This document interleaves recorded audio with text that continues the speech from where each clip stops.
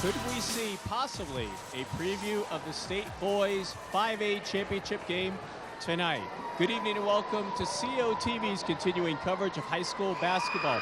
Tonight, we're in the cozy confines of the black hole of Mountain View High School for tonight's Intermountain Conference boys varsity basketball game between the visiting Storm of Summit High and the hometown five this evening, the Cougars of Mountain View High School. Welcome to the pregame show brought to you by All Seasons RV and Marine. We are the home of the nice guys.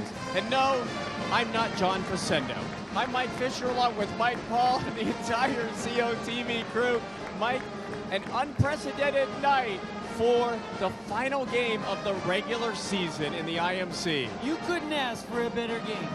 Let's look at it. You've got number 1 in the Intermountain Conference against number 2, so Mountain View Summit. Not only that, you have number 1 in the state in Mountain View and number 2 in the state, Summit. I can't think of a better game.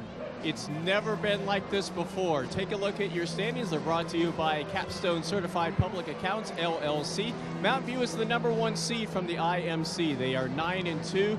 Final league game for both Mountain View and Summit. 19-4 overall. They are, as Mike said, the number 1 team in Class 5A in the state of Oregon. Summit is number 2. They are 7-4. 17-5 overall. Ridgeview is number 3. They all 3 will be in the playoffs. Ridgeview has completed their season.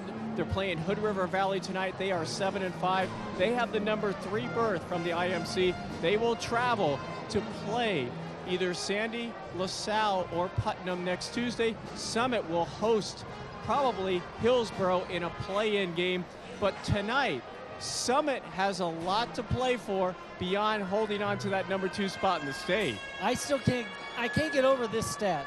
Of the last 25 games played between Mountain View and Summit, Mountain View has won 24. Summit definitely wants to get back into this win column. The last time Summit won, 2012, they've lost 9 straight to Mountain View. What will it take for Summit to end that streak? Let's take a look at the keys for the Storm tonight. Don't allow dribble penetration. As we know, they have 2 key players in the guards for Mountain View.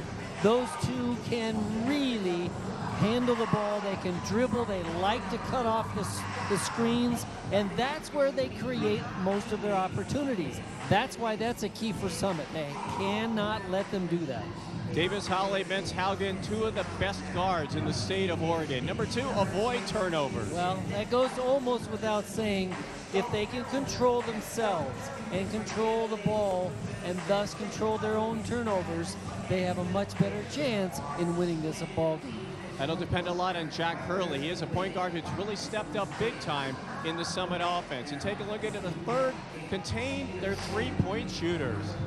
Well, what can you say? When they're hot, they're hot. The 3-point shooters for Mountain View, they've struggled a little bit in the last couple games that we've seen. So they have a much better chance, obviously, that is Summit, to be in this ball game. If they're not, that is Mountain View not hitting their 3-pointers. Davis, Holloway, Vince Haugen are both solid from the 3-point arc, but also Jordan Vance and Austin Albin are very good from the arc. What will it take for Mountain View to continue their dominance of Summit since 2006? Number 1, rebound. Rebounding is a key in any game, but especially in this one. They have to be tough on both the offensive and the defensive ends of the court. Control that ball, control the rebounds, control the game. Taking a look at the number 2 key for Mountain View, offensive patience and tempo. That's an interesting one. I find that very interesting myself because they have slowed it up just a little bit in the last games that I've seen. Usually they run back and forth on that court. They have a full court press. Now it's patience and tempo. We'll see what comes to play tonight for Mountain View. And number 3, I love this one. Have fun. Tonight it's senior night. Enjoy it. That's the best one of the 3. Tonight is senior night for Mountain View. They're going to celebrate and acknowledge their seniors. But most importantly, and I like this philosophy of the coach, let's go out there and have some fun.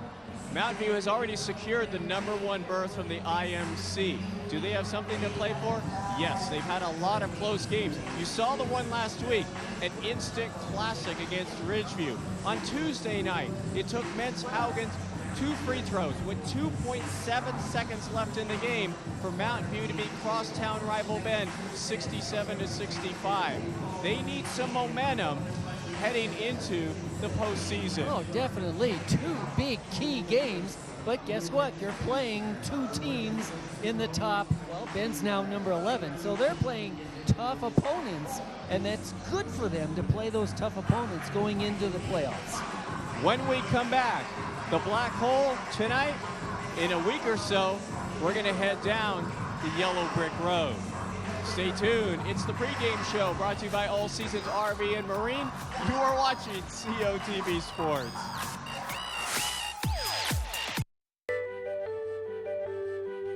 When you live in the Northwest, you know how to build things.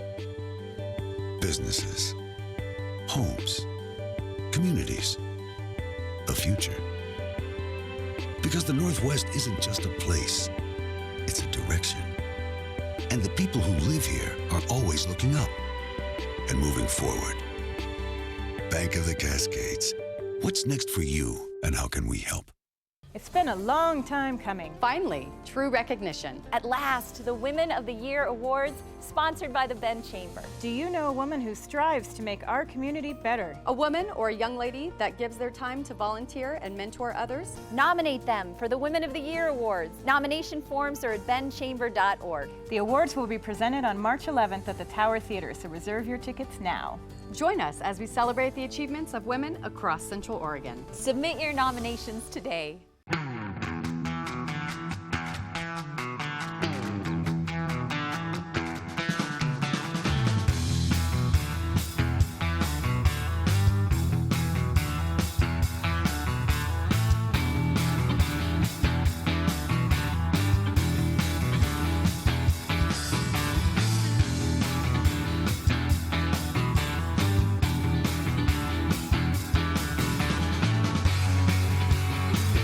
At All Seasons RV and Marine, we invite you to find out why people call us the nice guys. Take your time with our huge selection and great pricing on new and certified used Route 66 RVs. All Seasons is family owned and proud to offer #1 selling brands like Winnebago RVs, Keystone and Jayco trailers, Montana fifth wheelers, and the world's best-selling Bayliner powerboats. Plus, we're Central Oregon's only award-winning full-service dealer.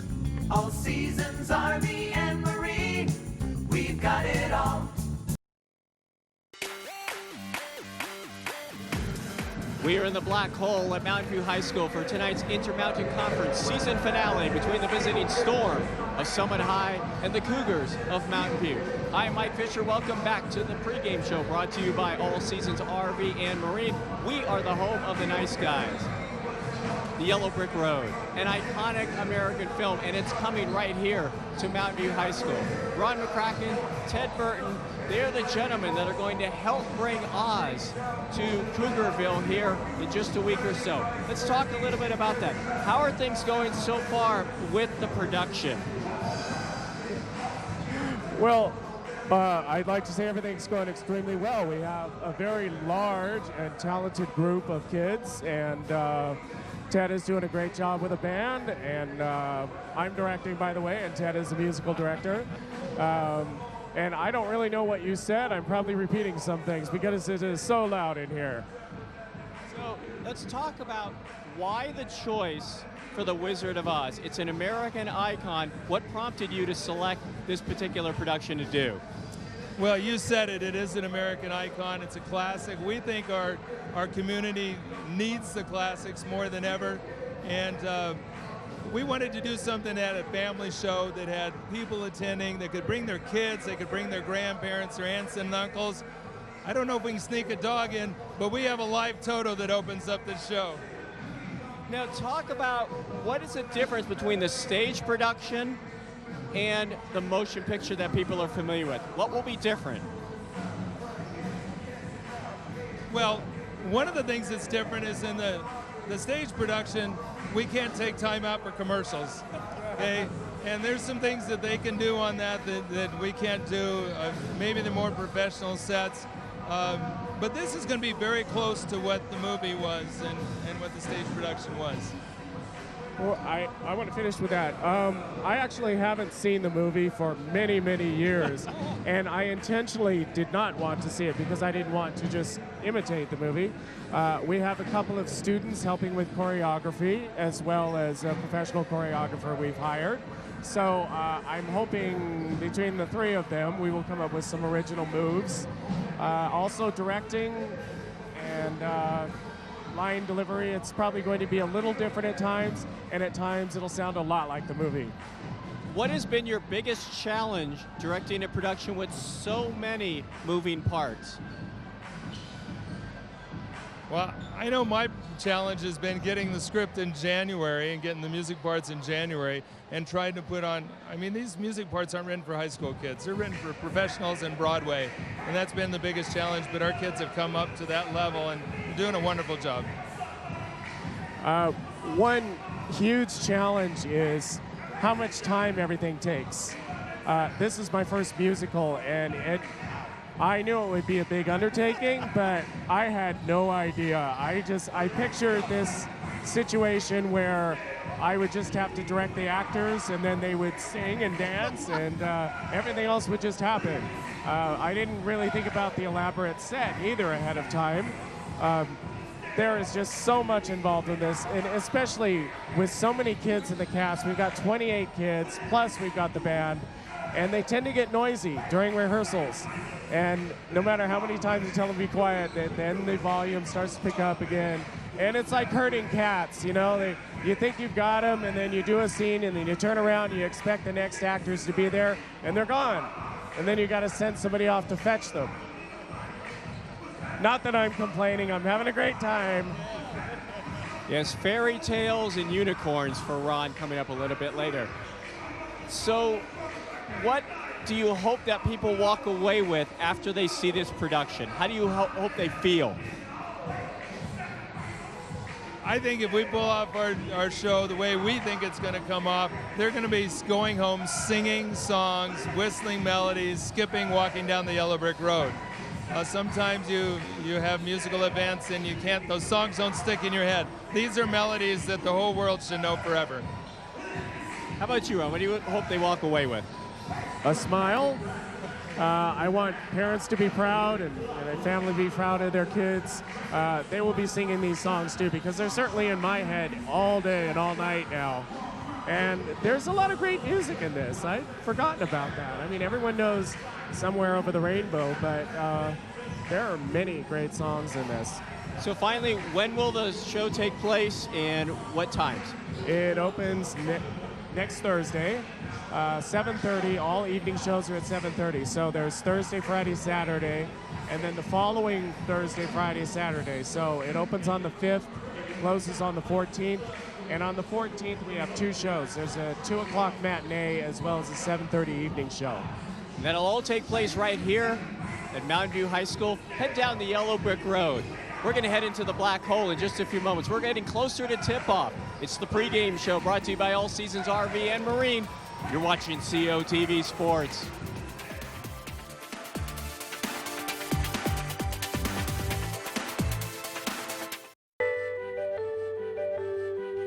When you live in the Northwest, you know how to build things.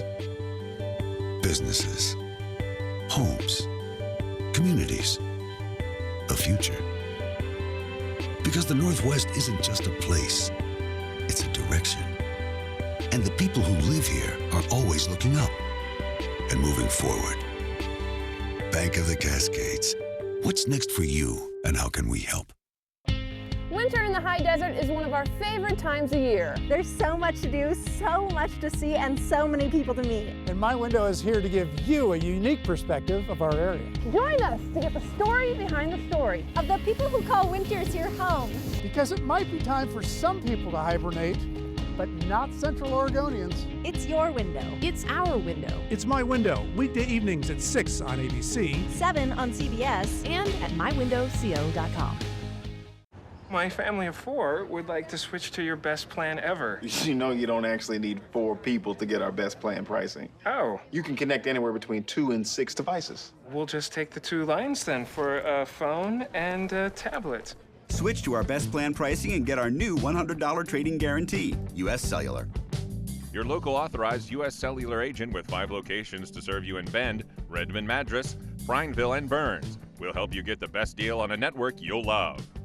At All Seasons RV and Marine, we invite you to find out why people call us the nice guys. Take your time with our huge selection and great pricing on new and certified used Route 66 RVs. All Seasons is family owned and proud to offer #1 selling brands like Winnebago RVs, Keystone and Jayco Trailers, Montana Fifth Wheelers, and the world's best-selling Bayliner Powerboats. Plus, we're Central Oregon's only award-winning full-service dealer.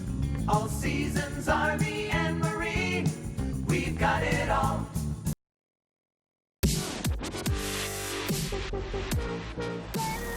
Welcome back to the pregame show brought to you by All Seasons RV and Marines. We are the nice guys.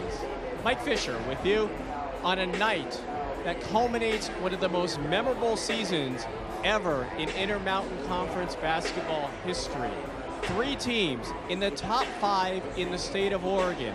If Summit stays at number 2, if Ridgeview stays at number 5, if they win their playing games on Tuesday, we will have an unprecedented event next Friday right here in Central Oregon. Not 1, not 2, but 3 home OSAA first round playoff games.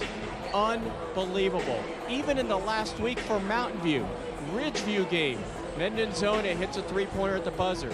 Tuesday, Vince Haugen reverses it, and they put it on Bend with a 67-65 victory. An absolutely stunning season, and it's not over yet.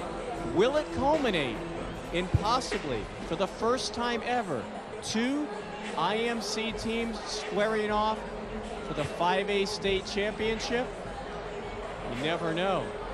That's why we play the game. And tonight, we take a step closer to developing the momentum to making that happen. Stay tuned. We're close to tip-off.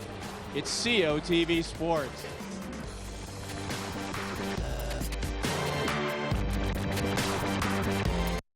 My family of 4 would like to switch to your best plan ever. You know you don't actually need 4 people to get our best plan pricing. Oh. You can connect anywhere between 2 and 6 devices. We'll just take the 2 lines then for a phone and a tablet. Switch to our best plan pricing and get our new $100 trade-in guarantee. U.S. Cellular. Your local authorized U.S. Cellular agent with 5 locations to serve you in Bend, Redmond Madras, Prineville, and Burns. We'll help you get the best deal on a network you'll love. Being an excellent student means a great deal. That's why Kendall Toyota of Bend and Zolo Media Group are partnering to bring you the Kendall Drive for Education program. One graduating Central Oregon area senior will win a brand new Toyota Corolla, along with a $1,000 scholarship to the continuing education institution of their choice.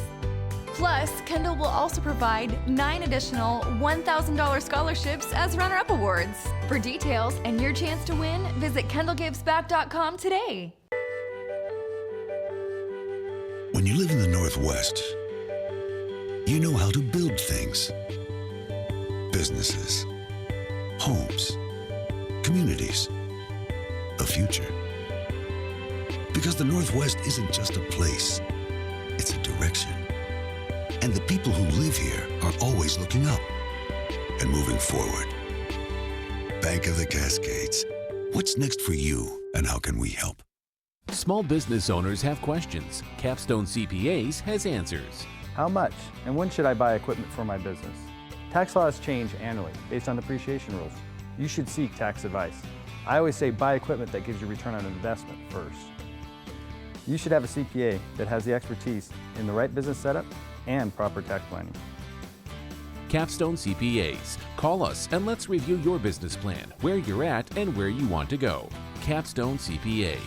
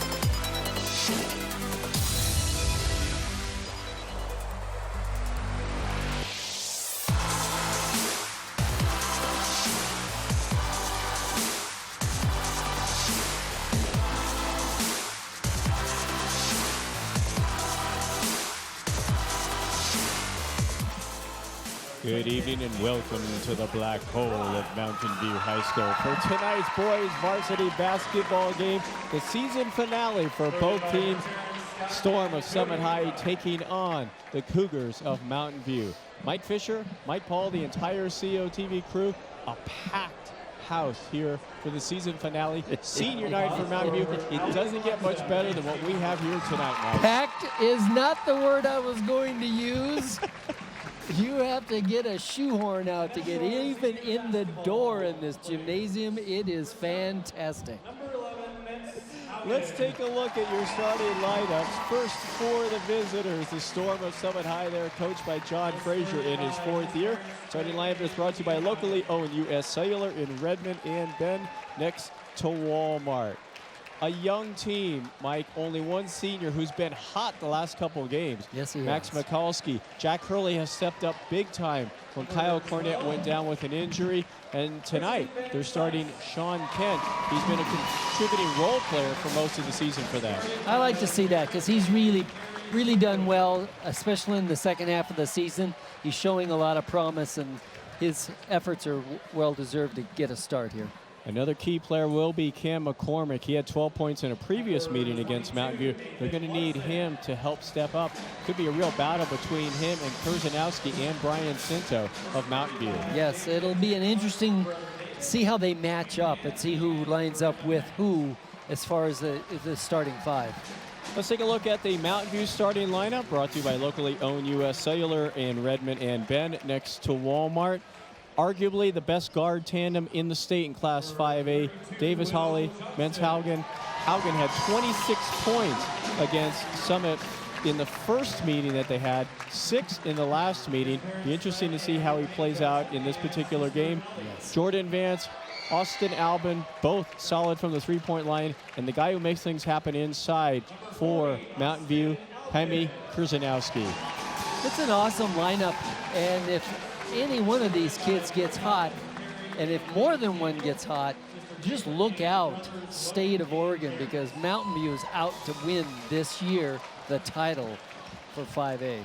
One of the interesting aspects, Mike, of Mountain View's season has been lately the number of close games that they have played. Yes. I have to believe that's going to help them as they move forward in the OSAA postseason. Very definitely. It's not like you're cruising through this Intermountain Conference, who's that team kind of play throughout the year and throw in a few fill-in teams from around the state. They're playing their own neighbors, their own fellow teams, and they're all in the top 10. It's just unheard of. I love it. This has been such a season, and this has been very enjoyable to bring this to everybody here in Central Oregon. Seniors being recognized by Mountain View. Jaime Kurzanowski has been a solid presence, 2-year varsity starter for the Cougars. The floor is filled with Cougars, a lot of seniors. Going to be very interesting for Craig Reed next year, how he works with what will be a very young Mountain View team, although they will have Davis Holly back, but key ingredient, one of the candidates for the IMC Player of the Year. Yeah, they're not going to do too shabby. They've got some good players coming up from the JVs as well as from off the bench. So you'll see another good team come out of Mountain View for next year. And they are being feted by a capacity crowd here. There, as Mike said, there are people everywhere here. They're going to use sky hooks next to get people in here because there's no more seats left. Summit is also well represented. For Summit, they're in uncharted territory. They've never been ranked this high in state Class 5A. Yeah, and being number 2 in the state and coming up now to finish off the season with number 1. I love it. This is fantastic. Look at this lineup. Mountain View. Let's take a look Summit at second. your OSA. Wilsonville. Well, they're 20-3. Who have they played this year? It'll be interesting to see how they do in the playoffs, but that's a tough top 10 right there. 3 IMC teams in the top 5. Unprecedented. Mountain View is the number 1 seed from the IMC. They will have a bye in the play-in round. They will play their first game next Friday. It will be here at the Black Hole, an opponent to be determined. The way it will work is there'll be 8 play-in games on Tuesday. The winners of those 8 are seeded with the 8 who received byes, and that includes 2 from the Northwest Oregon League, 2 from the Mid-Willamette League, 2 from the Midwestern League, 1 from the Intermountain, and 1 from the Columbia River. Then they will be ranked from 1 through 16, and it's based on the power rankings that we saw there. So Mountain View, regardless probably of the outcome of tonight's game, will likely stay at number 1. They will play the number 16 seed. Summit, as the number 2 seed from the IMC, has a play-in game next Tuesday against Northwest Oregon's number 6. Currently, it is Hillsboro. They are 5-10. They do have a game tonight. That will all be decided at the outcome of the games that are taking place in the Northwest Oregon League tonight. Fascinating matchups. Ridgeview will travel. They are the number 3 seed from the IMC. They will travel to either Sandy, LaSalle, or to Putnam next Tuesday. Again, if Summit and Ridgeview win, we will have 3 games here in Central Oregon in the first round of the OSA playoffs. That's crazy. I love it. This is fantastic. What a year for basketball in Central Oregon. Unbelievable. We've never seen anything like this in all the years that we've had the pleasure of covering high school sports. This is just uncharted, unprecedented territory for the IMC. The games we've had, even just in the past week, the game we had last Friday, one of the most incredible games I have ever seen. George Mendenzona hitting that 3-pointer with 0.6 seconds left. I still get chills when I recall that moment. I've been telling this story for a week. I still love it. And then Tuesday night, here at the Black Hole, Bend and Mountain View. Oh my gosh, back and forth. Bend had a 12-point lead, but then they struggled with the third quarter. They struggled with the third quarter. In that game, Mountain View was able to come back. It was back and forth, to and fro. And finally, Vince Haugen, unlike last week where he got the offensive foul called against him, he got the benefit of the foul, went to the line, sunk 2 free throws. That's right. Unbelievable. But again, that moment last week will stick with those of us who saw it. Ridgeview has a moment.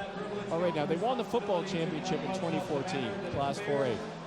But there's a difference between the culmination of a season. Let's take a look at what happened last week. This is the finale. 0.6 seconds remaining. They run a stack. Here comes Mendenzona, and look. And your Mountain View Cougars. Good old-fashioned 2-step jump from both feet, both hands on the ball, swish from downtown. A moment he will never forget, a moment that Ridgeview will never forget, a moment that we will likely never forget, to have an opportunity to cover it. That's the type of moment that can propel Ridgeview, momentum-wise, in Class 5A. To me, Ridgeview is one of the most intriguing teams entering the postseason because they can be a little bit unpredictable. They can be hot, and they've had some moments where they've struggled in some games. That's right. Summit beat them handily by 17 points just a week and a half ago. Yeah, that's very true. I mean, these teams can be a little streaky, and as you know, in basketball, you can be hot and cold at times, and that's part of the game. That's what you come to see and come to watch and come to play. That's what basketball is all about. For Summit, you see out there number 3, Isaac Derman. He has struggled health-wise the last 2 years for Summit. He's had injuries to both arms, and he also had concussion issues. So he has struggled. It's good to see him out here. A senior for Summit, been a big part of their program for the last couple of years, and just good to see him being part of the team. For Mountain View, they will be wearing their home white with the black numerals and letters. Summit in their visiting black. This is a game, number 1 and number 2, not just in the IMC, Mike, in the state of Oregon. Doesn't get much better than this. A packed house here again at Mountain View High School. We're excited. The crowd is on their feet. They're ready to go. Should be loud. We might not even be able to hear ourselves, Mike. Well, we'll do our best. We'll get excited just like everybody else.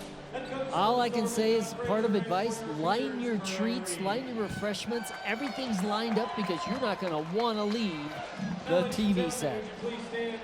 And we are going to pause as we listen to the Mountain View High School band provide their rendition of the national anthem. Will be performed by the Mountain View Pep Band.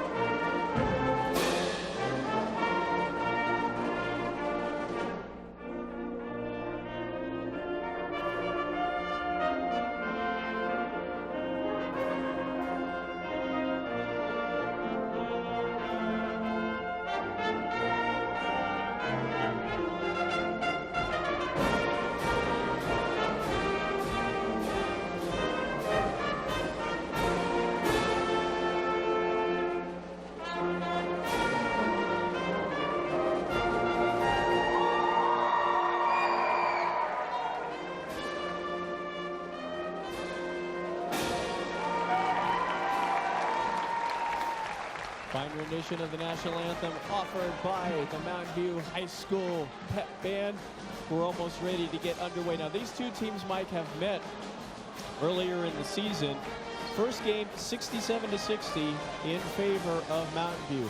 The second game between these two teams, 69-55. And it's good to see that ESPN has decided to grace this with their presence here tonight. I love it. I love the way they come up with these things. These Hey, kids they're are wearing great. ties and such, so they're in good they're shape. actually wearing ties. I feel underdressed. So do I. But it's good to see that the ESPN Sports Center crew is out here. Oh, it's great. And for that's the beauty about high school basketball. Now, if we had only the University of Arizona curtain of, I know it's deception, I said distraction. The curtain of distraction. That's it. Arizona. Tehasset. Someone out there ready to go. They come into tonight's game with a 7-4 record in league. They are 17-5 overall.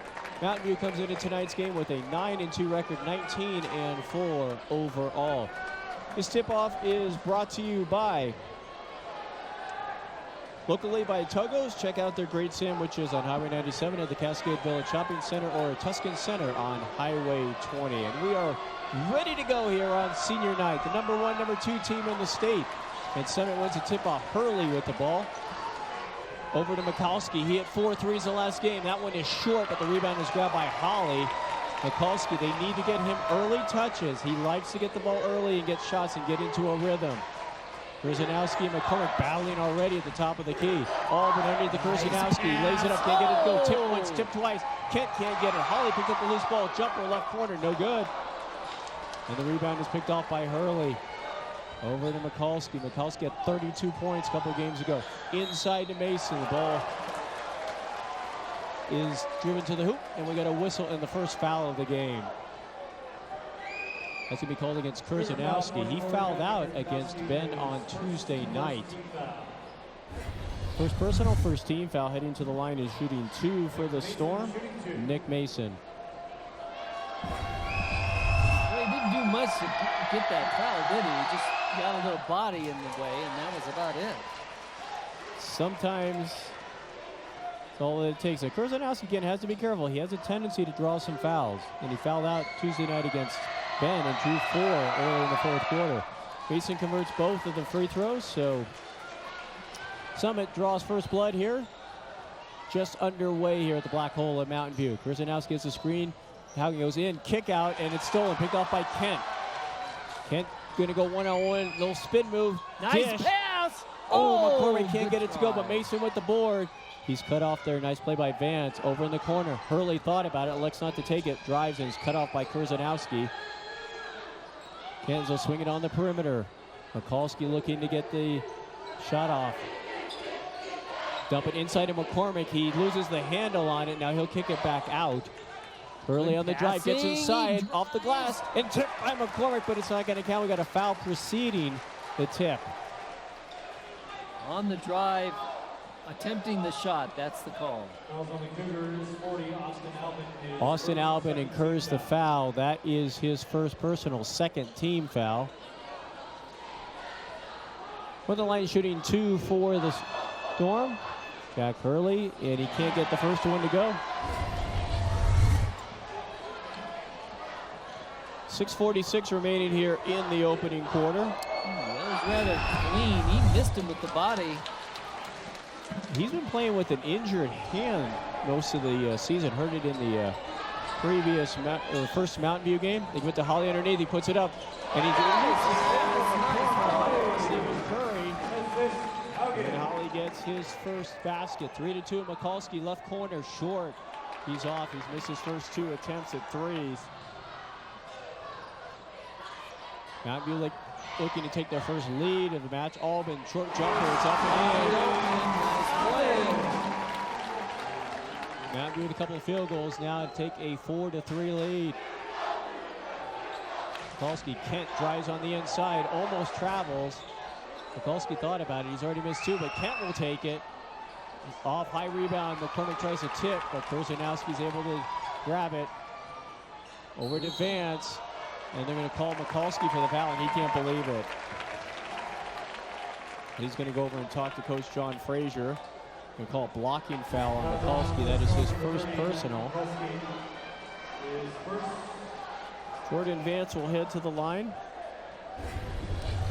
Take a look at it here on the replay. And the replay is brought to you by Central Oregon Heating and Cooling. We like what we do, and you will too.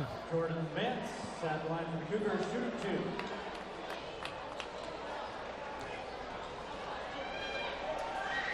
2. Vance's first one is up and no good. So both teams struggling just a little bit here in the early going. Somebody trying to get a little bit of a rhythm here, and this is an emotional night for a lot of these players. This is the last regular season home game that they will play. I think emotions are taking their toll in this last regular season contest. Kent with the drive. How that didn't go in, I don't know. But Kent tries to move before he had the ball and loses it. But how that shot didn't go in, Mike, I don't know. That was a great try. Vance, one of the keys to the game, is cutting off their three-point shooters. They dump it inside to Kurzanowski. He's picked up there by McCormick. Gives him the bump, and he's got the offensive foul. That is his second foul. Kurzanowski doesn't like it. And that's one area that Mountain View has to manage themselves. They had 2 technicals called against them in the Bend game. They've had a lot of technicals called this season. And Kurzanowski's going to take a seat on the bench. Brian Cinto makes his first appearance of the game. He played a very solid game against Bend on Tuesday. But Mountain View needs to manage their emotion and not give free throws to Summit. Kent's jumper is up, no good. We got a whistle and a foul. Over the back. Well, they're going to call that one against McCormick, and he's questioning it. Summit over the back. No, wait. Actually, no, we're calling it against, looked like they called that one against Albin. Yes. Oh, against And Albin now will be questioned. And again, let's take a look at it here on the replay, Mike. Yeah, he's behind him. That's a good call. Now we got another substitution for Mountain View as Evan Tassel makes his first appearance. 4 team fouls against Mountain View, 1 against Summit. They'll try and inbound it. They get it to Mikulski. Swings it over to Mason. Mason goes in. Nice underneath to pass McCormick. Wow. Nice pass. We're tied at 5. 5 minutes remaining here.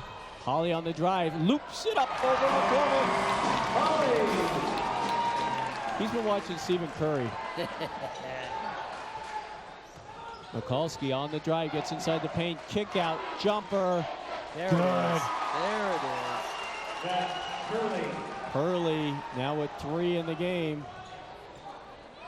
Shot is hard off the glass by Haugen. He has not gotten the flow of the game so far, Mike. He started off slow. Hurley is able to draw Cinto up in the air and get the foul. Easy up, guys. Easy up. Number foul 33, Brian Cinto, his first. Key for Mountain View right now, they get a little bit of foul trouble. Kursanowski's already got a couple.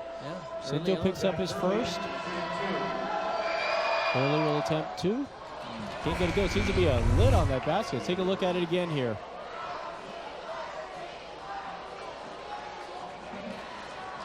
Yeah, once you get him up in the air, the officials really don't have too many other options. He's licking the putter off of himself.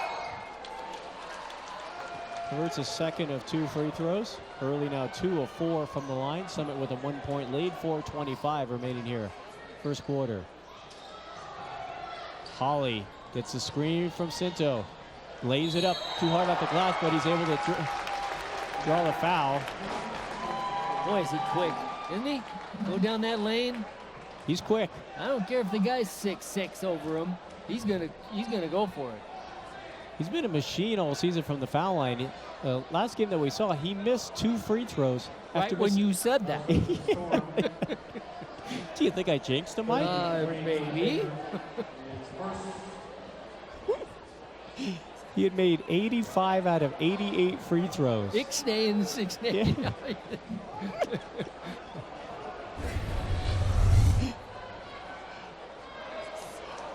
That is called against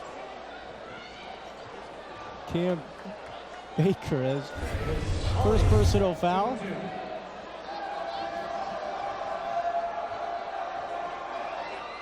That's the David Colley we know.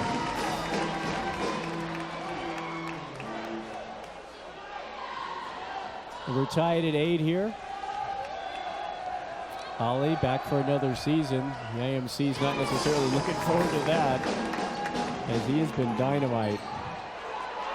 Now they put pressure. They get it into McCormick. He throws it ahead. Can Hurley save it? He does to Garcia, who's making his first appearance. Nicely controlled on that, wasn't it? Mikulski pull-up jumper is good. He needed that.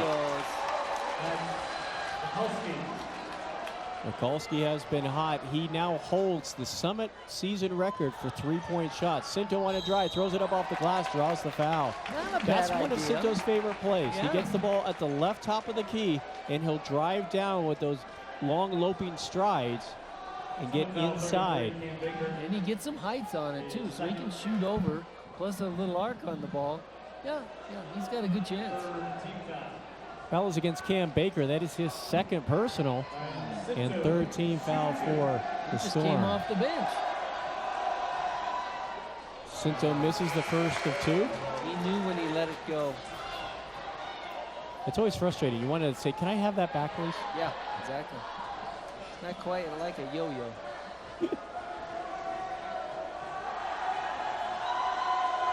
Cinto only a sophomore, so he's got a couple of seasons. He misses 2.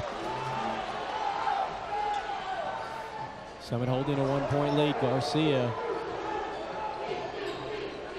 Mason Mikulski. Now Hurley on the right. Garcia on the drive. In the paint. Throws it up. I don't know how he got that in. Boy, he used a magician's hand on that one.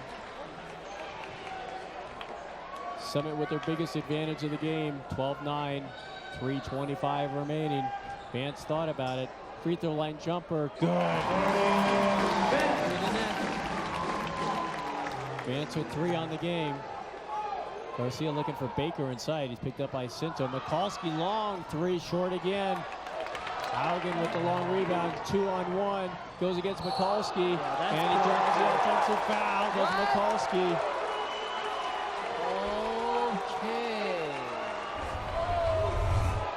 Let's take a look at it again here. The instant replay brought to you by Central Oregon Heating and Cooling. We like what we do, and you will too. That was a major crash on 97, those 2 bodies. The 16th foul called against Mountain View. Cinto will take a seat.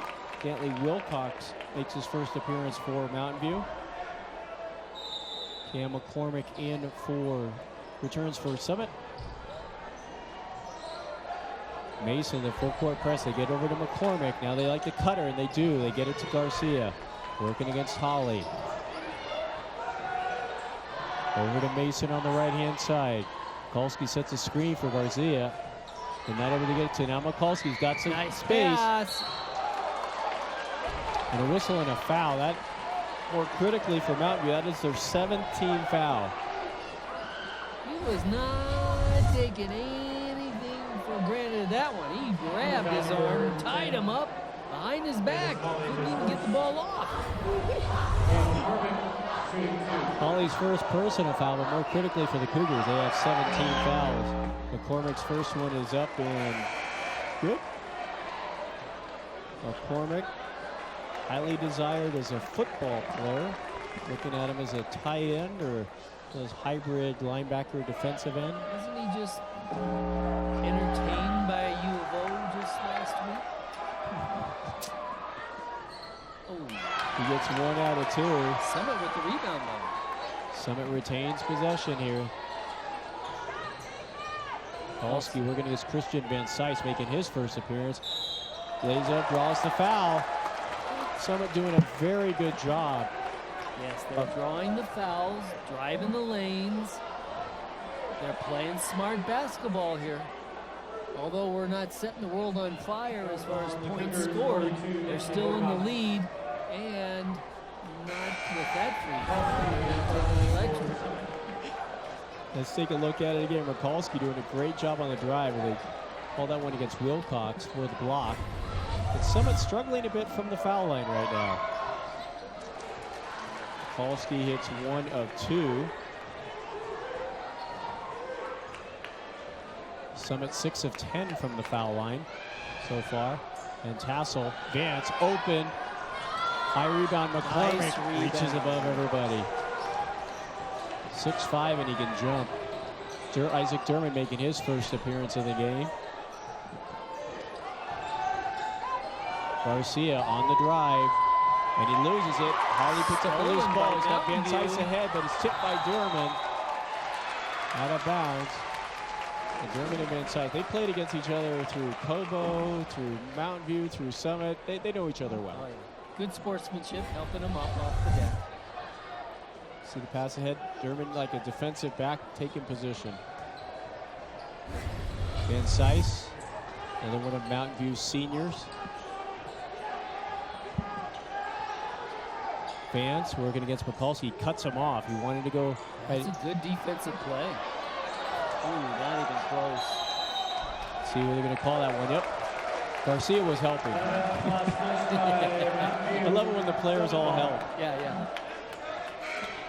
And then it's the arms going on the bucket.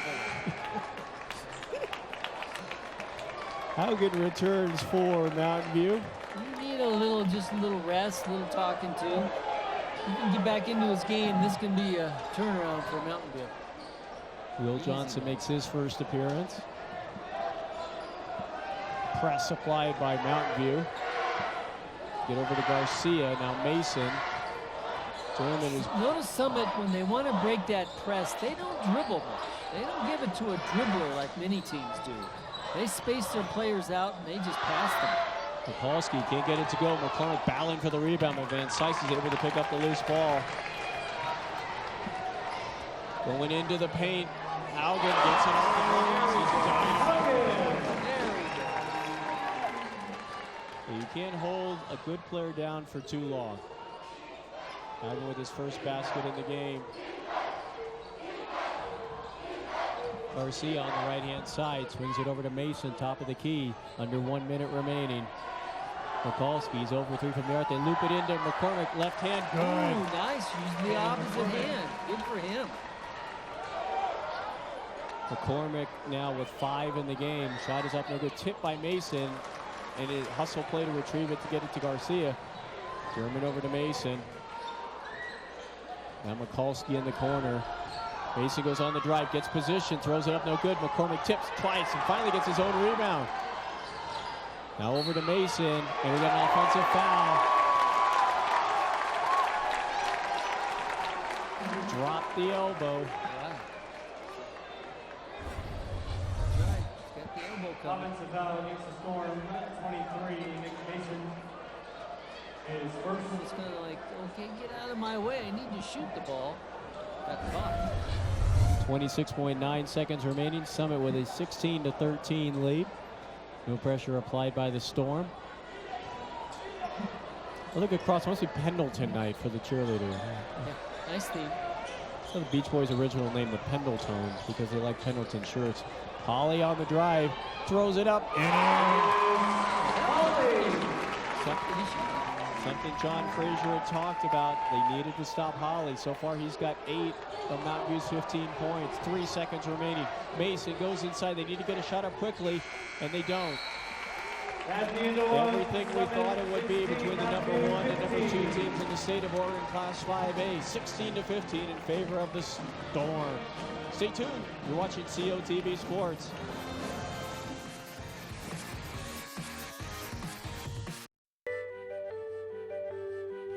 When you live in the Northwest, you know how to build things. Businesses, homes, communities, a future. Because the Northwest isn't just a place, it's a direction. And the people who live here are always looking up and moving forward. Bank of the Cascades. What's next for you, and how can we help?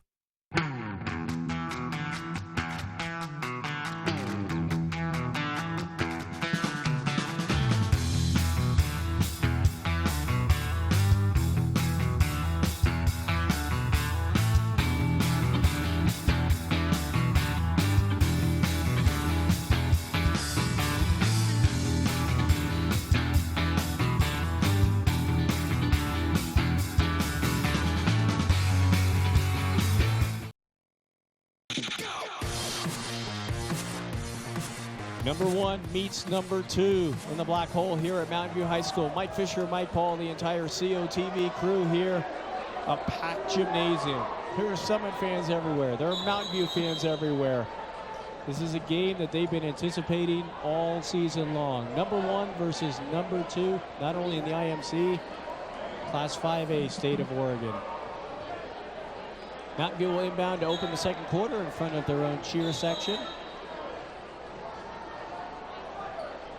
And we got some dampness on the floor. So John Frazier will not only coach the team, he will double as the floor sweeper.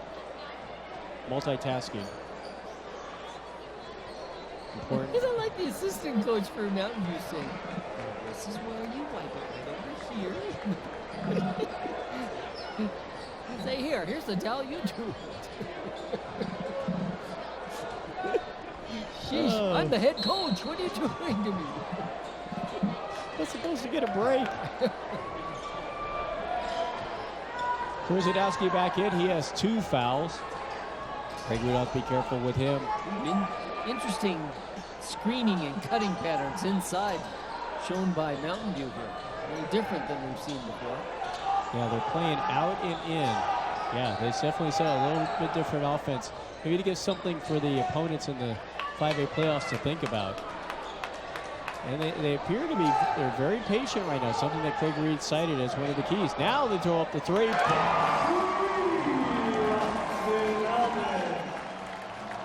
Mountain View's first 3-point basket. Albin now with 5 in the game. Summit behind for the first time since midway through the first quarter. Jumper is up, no good. Long rebound grab by Holly near the top of the key. Gets it ahead to Albin. He's working against the smaller Kent. They swing it to Holly. He's open. He'll take it. He won't get it. Looked good, though.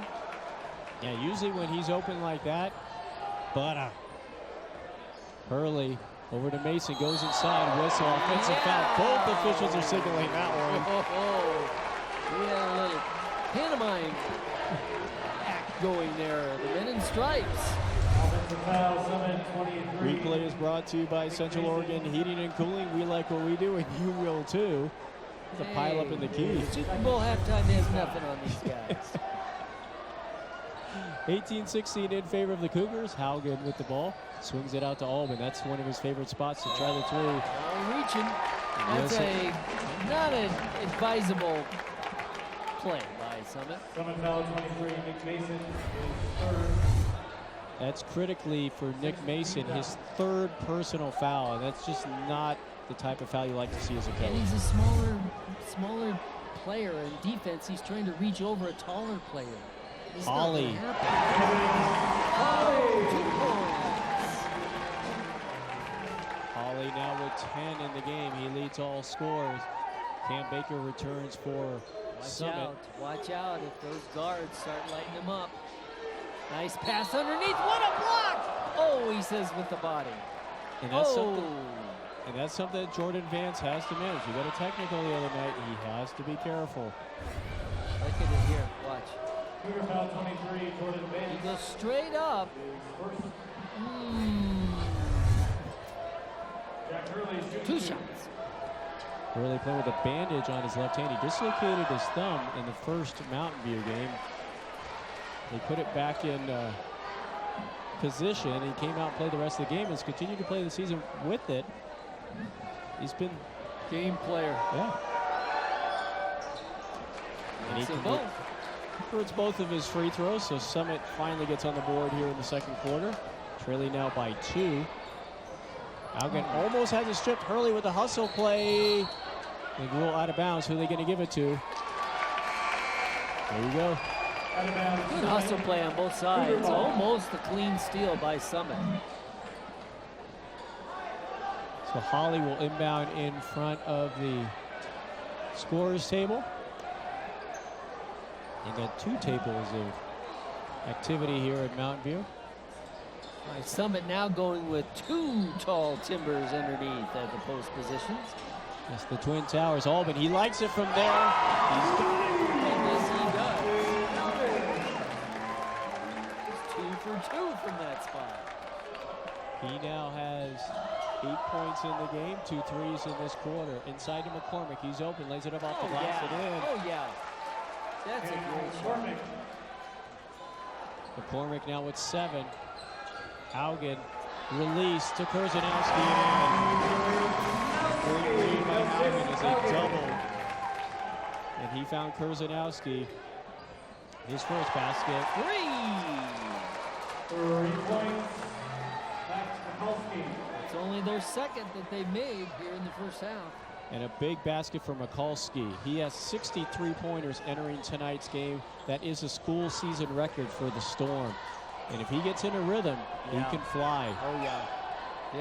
Oh, that's a deep shot. Oh, that's a confident 3. Holly with the rebound, and it's up and in. Nicely.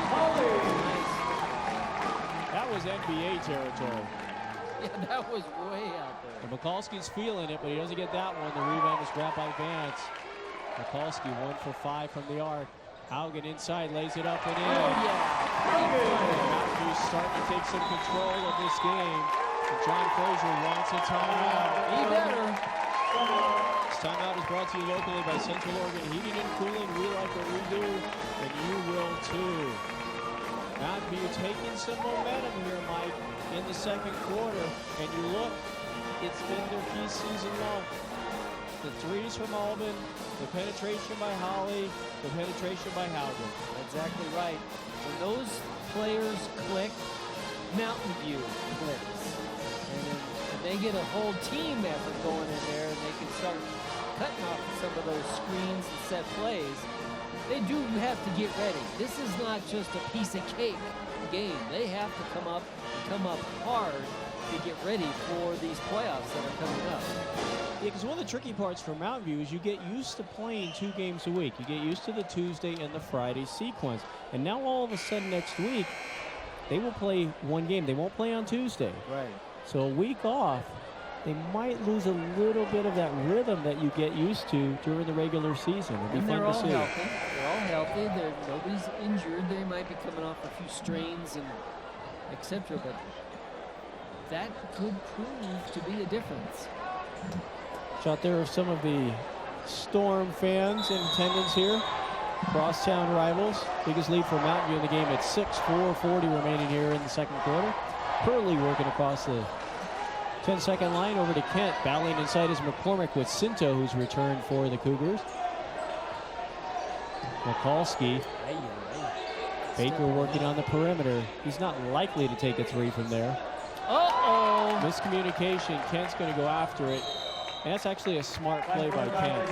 Because if he doesn't get the ball and Howden's able to get it, he might get an easy basket. So he's Ball forced the should be inbounds. out of bounds on the sidelines, though. Summit a little bit out of rhythm right now here in the second quarter. Haugen gets it into Albin. He has 2 threes here in the quarter. Over to Cinto. Cinto, he likes that movement, and it's blocked from behind. Nice block by Baker. Cougars have outscored Summit in this quarter 14-7. That was a nice block by Baker from behind. Hurley. He's got a screen on either side. They got the Twin Towers in. Mikulski dumps it inside to McCormick. Does a spin move, has it stripped by Alvin. Holly working one-on-one against Kent. Pull up. Can't get it to go. Mikulski with the board. Looking deep. He's got Kent open. Kent working against Cinto, and he draws the foul. The key is if you get the player up in the air, you will get the call. Yeah, they're pretty clever at being able to first get him off his feet and then make sure he does brush them as they go up for the shot. Kent misses the first of 2. Summit now 8 for 13 from the foul line. And when you're behind, you can't afford any misses. Yeah. Cinto now with 2 personal fouls, Mountain View with 10 team fouls. Substitution for the Storm, Isaac Durman returns. Kent hits 1 of 2 from the line, his first point of the game. Haugen working against Hurley. Vance in the corner, they got Cinto open underneath. Layup 2, hard out the glass. Man. Baker with the board. Hurley, possible moving screen from McCormick. Got a whistle and a foul. Albin doesn't like it, but it might be on the person who was in front. Yeah, they're going to call it on Haugen. Haugen's the player in front here. He does get some angle with the arm. Second foul. Second personal foul.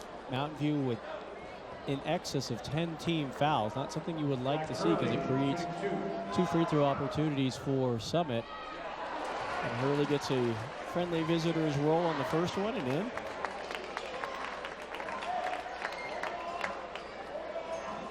Both schools, the student sections showing great support. Summit's not used to such cramped quarters over there. They got 100 people crammed into a small space. It's like a phone booth. It is a great turnout though. Albin working against McCormick. Haugen against Holly. Crossover. Oh, He's he was dynamite. wide open. Albin open. All right, there's 3 for 3. 9 points in the quarter for Albin. 11 overall. 6-point advantage for the Cougars. Mikulski, he's 1 for 5 from there. Can he go 2 for 6? He does. A huge basket for the Storm. Extends his school record now to 62 3-pointers. I can't get over these kids shooting that ball that far with such accuracy. Wow. Haugen tries to penetrate with the pass, gets it to Durman. Durman lays it up too hard. Vance crashes the board. Durman does a good job to get back on defense against Haugen. Inside, we got a whistle and a foul. It's probably going to be against Baker from behind. Interesting offensive sequence here. Let's take a look at the replay brought to you locally by Central Oregon Heating and Cooling. We like what we do, and you will too. Yeah. Ouch. Good try, though. Good try. He was really reaching to try just to block the ball, but he was able to climb on his back and ride him underneath the basket. And that's uncharacteristic. Haugen misses the first of his 2 free throw attempts.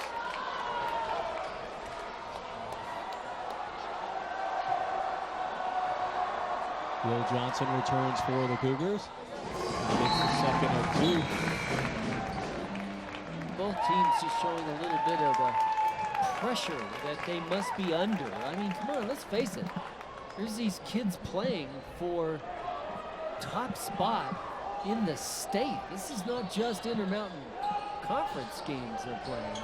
Yeah, if Summit wins, they could move to number 1 in the state, even though they're number 2 in the conference. That's how that power ranking works. Durman over to Hurley. Mikulski dumped it inside, but cutting off is Johnson. Good anticipation on that steal by Mountain View. Korzanowski sets up at top of the key. Now moves down into the right wing. Johnson open as Albany thought about it. McCormick stepped out at him into Korzanowski. He's playing with 3 fouls. Spin move against Baker. Nice shot. By the big man right there. I love to see big men move with that Watch kind this. of agility. Okay, gets him set up. He fakes left, does that infamous spin to the left. Still shoots right-handed, puts it in. Korzanowski will try and complete the traditional 3-point play.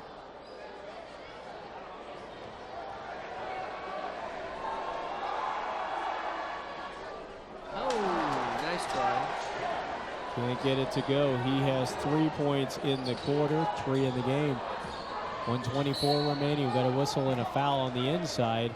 And they're going to call that against Korzanowski, and that will be his 3rd. The big guys moving and shaking underneath. Here we go. And there's some bodies banging there. Whoop. Whoops. That's his 3rd personal foul. Baker and Summit has 4, so he's out of the game right now. So since they have 10 fouls. Yeah, it's double bonus. That's a pretty ugly shot, but he'll take it. It went in. Ooh, ouch. Yeah, it just deadened against the back iron.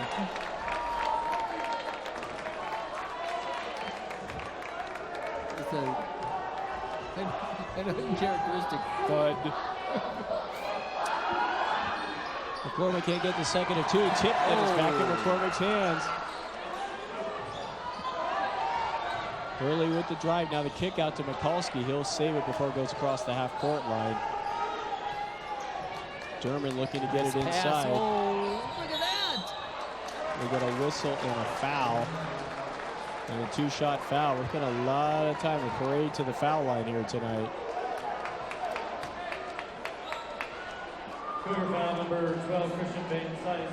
Christian Van Sice incurs his first foul.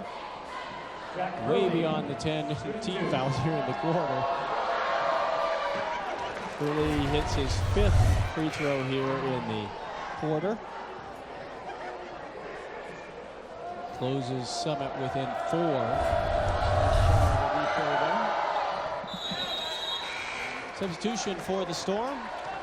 Jason Garcia will return.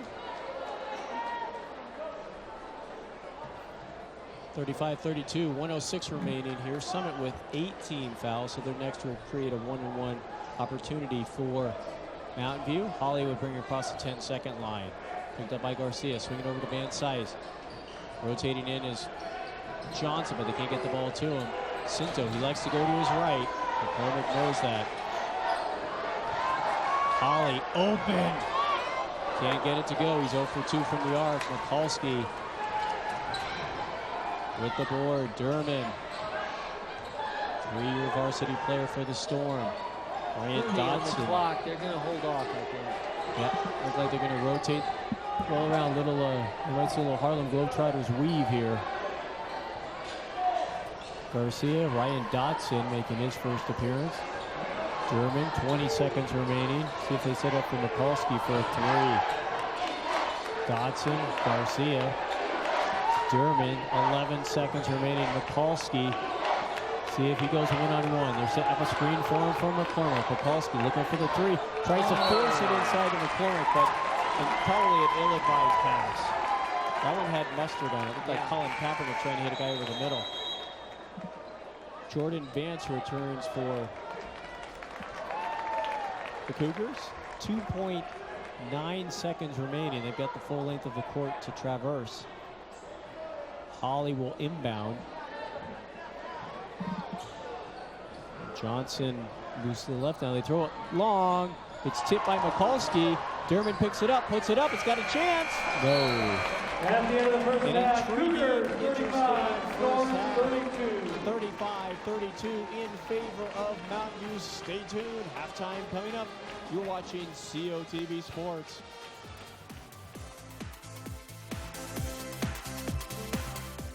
At All Seasons RV and Marine, we invite you to find out why people call us the nice guys. Take your time with our huge selection and great pricing on new and certified used Route 66 RVs. All Seasons is family owned and proud to offer #1 selling brands like Winnebago RVs, Keystone and Jayco Trailers, Montana Fifth Wheelers, and the world's best-selling Bayliner Powerboats. Plus, we're Central Oregon's only award-winning full-service dealer. All Seasons RV and Marine, we've got it all. Small business owners have questions. Capstone CPAs has answers. How much and when should I buy equipment for my business? Tax laws change annually based on depreciation rules. You should seek tax advice. I always say buy equipment that gives you return on investment first. You should have a CPA that has the expertise in the right business setup and proper tax planning.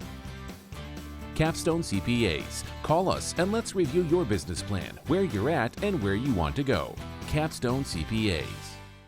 My family of 4 would like to switch to your best plan ever. You know you don't actually need 4 people to get our best plan pricing. Oh. You can connect anywhere between 2 and 6 devices. We'll just take the 2 lines then for a phone and a tablet. Switch to our best plan pricing and get our new $100 trade-in guarantee. U.S. Cellular. Your local authorized U.S. Cellular agent with 5 locations to serve you in Bend, Redmond Madras, Prineville, and Burns. We'll help you get the best deal on a network you'll love. For a family-friendly place with great pizza, make it Straw Hat Pizza in Redmond. Not only family-friendly, but family-owned and operated. Great pizza, golden brown crust, and only the freshest and finest toppings. Treat family and friends to dinner with one of Straw Hat's combo offers. Try the Couples Combo, your choice of 1 medium pizza, 2 salad bars, and 2 soft drinks. Dine in, take out, or we deliver. Straw Hat Pizza at the airport exit and the shops at Frank's Landing, Redmond. Being an excellent student means a great deal. That's why Kendall Toyota of Bend and Zolo Media Group are partnering to bring you the Kendall Drive for Education program. One graduating Central Oregon area senior will win a brand new Toyota Corolla, along with a $1,000 scholarship to the continuing education institution of their choice. Plus, Kendall will also provide 9 additional $1,000 scholarships as runner-up awards. For details and your chance to win, visit kendallgivesback.com today.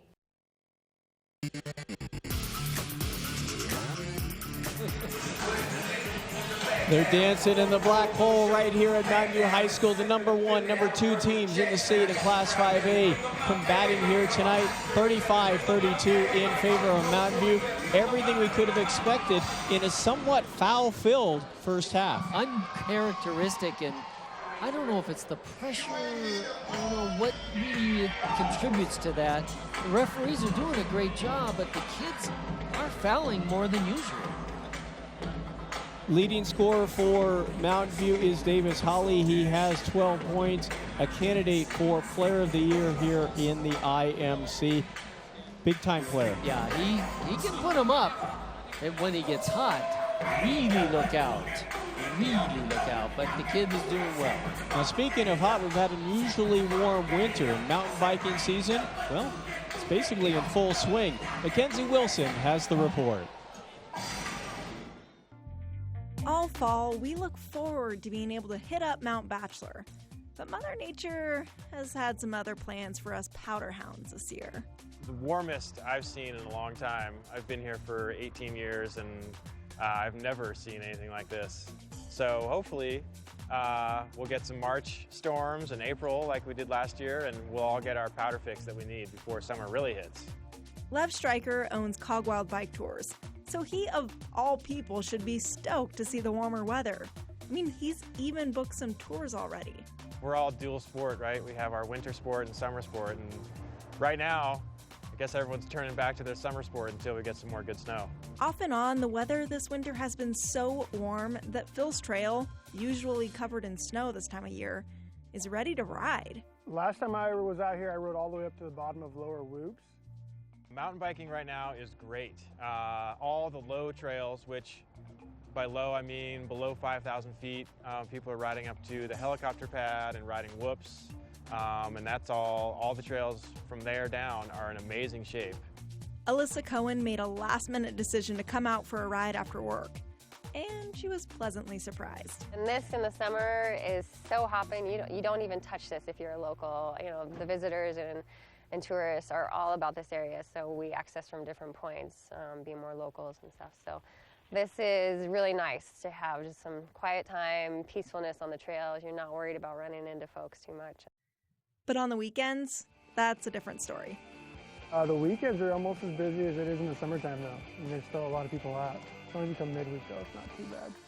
And for visitors bummed out about Mount Bachelor not having as much snow as they'd like, being able to mountain bike is a close second best. Bringing my bike and having trails to ride the whole time is pretty awesome. It definitely keeps me from getting bored. Delaney says that's what he loves about the Northwest. No matter what the weather is, there's always something to do outdoors. A lot of people just, they put their mountain bikes away for, 3-4 months a year, but it's pretty cool to be able to just keep it out and keep using it all year round. But if, and more likely when, we do get some more snow or rain in Central Oregon, here's a friendly reminder. If we do get more rain or if the trails become more moist, I recommend staying off them. But right now, as it stands, they are firm and fast. The moisture is soaked into the soil. There are no puddles, so get after it.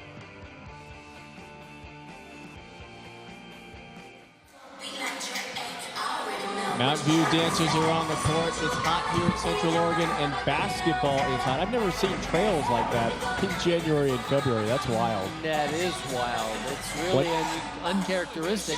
The poor guys that have put all that money out for the big fat tire bikes, they gotta go really high to even be able to use them in the snow. When we come back, halftime stats 35-32 in favor of Mountain View. You are watching COTV Sports.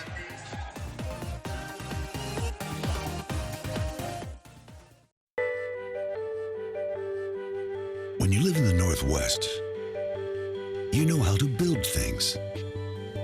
Businesses, homes, communities, a future.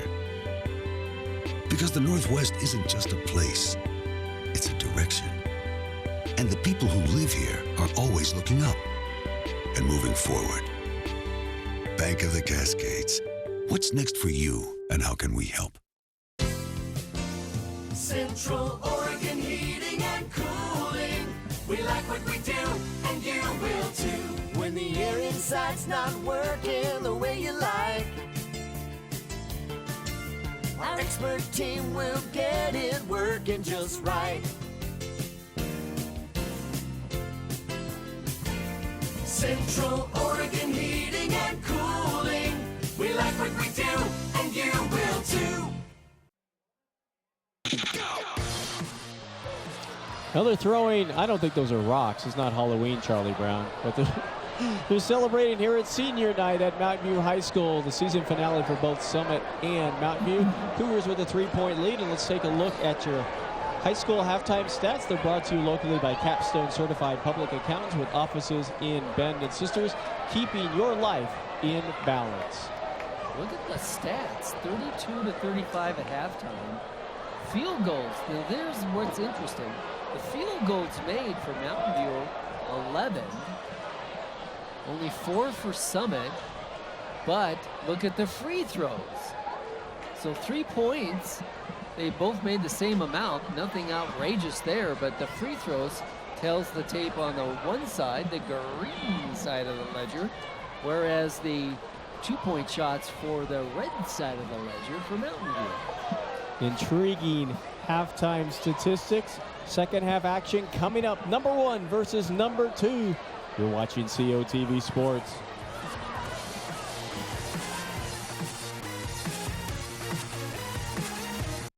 My family of 4 would like to switch to your best plan ever. You know you don't actually need 4 people to get our best plan pricing. Oh. You can connect anywhere between 2 and 6 devices. We'll just take the 2 lines then for a phone and a tablet.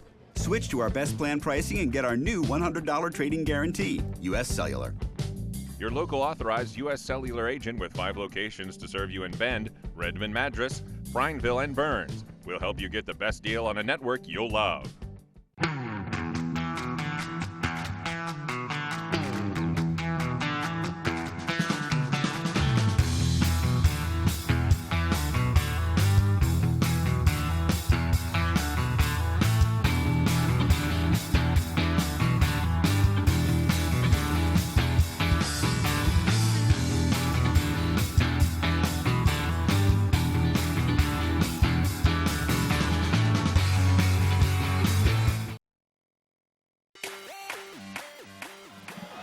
The number 1, number 2 teams in Class 5A heading back out onto the court. Mike, we talked about the keys early in the pregame show. For Summit, don't allow dribble penetration. Davis Holly has done that well in the first half, something that they're going to have to stop in the second half if they want to overcome this deficit. I'll tell you, it's really hard to stop these guards for Mountain View. They are, let's face it, they're the key players in the state, not just alone in the Intermountain Conference. So that's going to be a tough road to hoe, but that's the way to start it off in the second half for Summit. Mason with a drive of his own and converts the basket. Nick now with 4 points in the game. Vance out on the corner. McCormick and Cinto working hard inside. Kurzanowski seated because he has 3 fouls in the game. Albin pull-up jumper, good. Albin gets his first basket of the second half. He now leads all scorers with 13.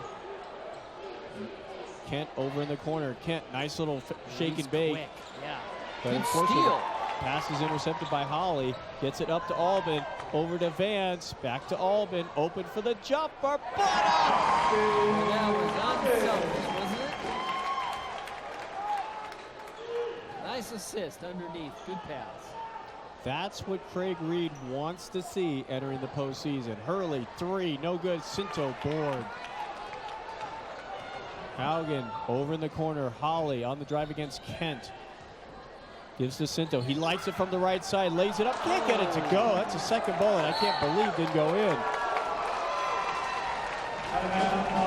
That's going to be rolled out of bounds off of Summit. Mountain View ball. Cinto only a sophomore. 6'4". Expect big things from him. He and Holly are going to be key players for the Cougars next year. And they're huge right now for Mountain View. Vance, pull up, free throw, no good. Rebound is snared by McCormick. Early against Holly, a little shake and bake, no move after that. Mikulski hit a couple of threes in the second quarter. Kent. Swinging to the corner. Mikulski open, got the look, but looked like it might have either partially blocked. Had a tip on that, yeah. Yeah. Mikulski now 2 for 7 from the arc. Vance in the paint against Mikulski. Turnaround spin. Nice. Good. Nice move over there. 5 for Vance. McCormick with the screen. Hurley, unfortunately, not able to take advantage of it. Pull up 3. Bada. 3 points, Jack Hurley. Why not? You can't get the drive. You might as well pull up and toss a 3 in. Hurley with 13 to lead the Storm. Haugen can't get it to go. Tip by McCormick. Tipped twice by McCormick. And he finally is able to grab it. Hurley, shake and bake in the key. Lays it up. Can't get it to go. We're starting the second half like the first half. We got a few fouls already accumulating. Cougar foul 33, Brian Cinto. Hurley in the first half converted 8 free throws. 8 of his 10 points were from the charity stripe. And he misses for the first time in the game. Kurzanowski will return for Mountain View. He of the 3 fouls. And Cam Baker. You a new name tag. Jinx. That's what you're going to be, a Jinx. What is this guy? They call me Mike Jinx Fisher. Yeah. That's a nice ring to it. Yeah, it does. Hurley now with 14 in the game. 9 of those from the foul stripe. Haugen penetrates. Oh, yeah. Lays it up and in. He is dynamite if he can get that first step. He now has 7 in the contest. What you got to like about Mountain View is they're getting it from a variety of players tonight. Swing it inside, lays it up and in. Wow. Hurley. Hurley has scored the last 6 points. Vance with the 3. Offensively, this game is taking off here in the quarter. Hurley gives it to Mason. He has a block from behind. Yes, jump ball. yes, nice block. Calls the jump ball. That's the play right there. Good ball. Take a look at the replay brought to you locally by Central Oregon Heating and Cooling. We like what we do, and you will too. All ball. That's the shot. Cougars with a 6-point lead. 4:43 remaining here in the third quarter. Mike Fisher, Mike Paul, the entire COTV crew on board for the season finale, regular season finale for these two teams. Korzanowski turns, faces McCormick. And he finally gets it to go. That goes back to Craig Reed's point about patience. He was patient on that one. Kept working until he could find an opening. Biggest lead for the Cougars in the game at 8.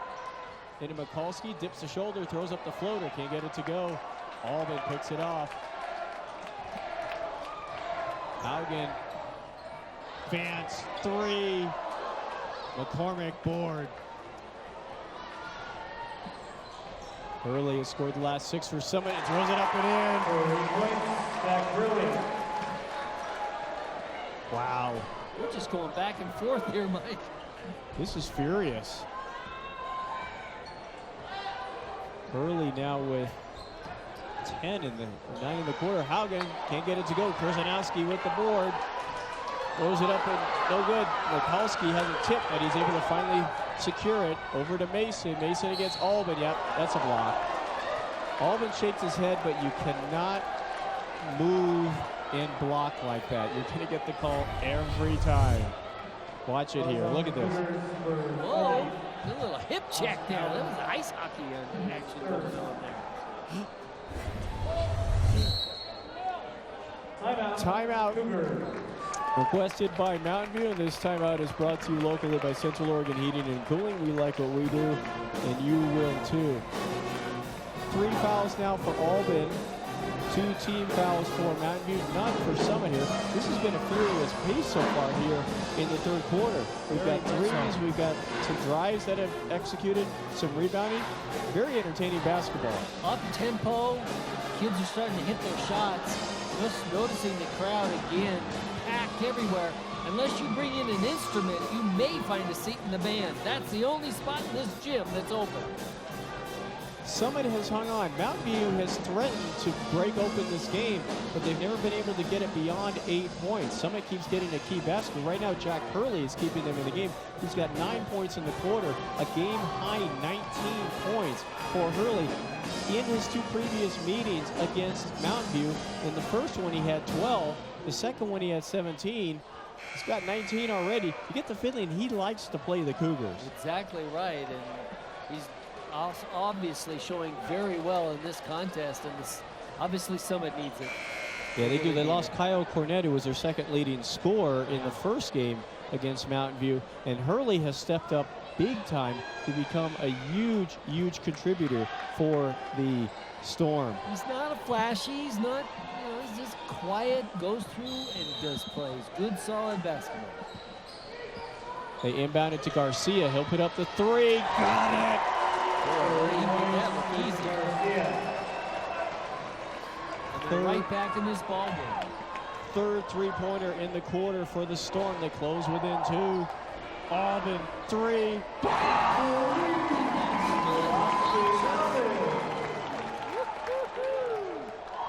Albin with 7 in the quarter. He now has 16 in the game. Wow.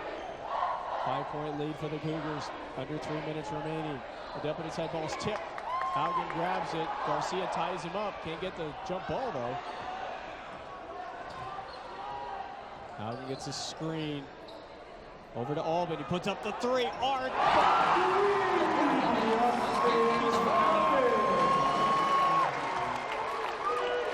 Talk about a guy who's en fuego, Mike. Wow. Oh, love it. 10 points in the quarter. He now leads all scorers with 21. Mason right back with another basket. And that's what Summit's been able to do. They've been able to continue to get a basket to keep it close. Holly over to Will Johnson, who's back in the game. Holly, long three, no good. That looked good. Ball is tipped by Kurzanowski as Cam Baker is back in the game for the Storm, playing with 4 fouls. Summit ball.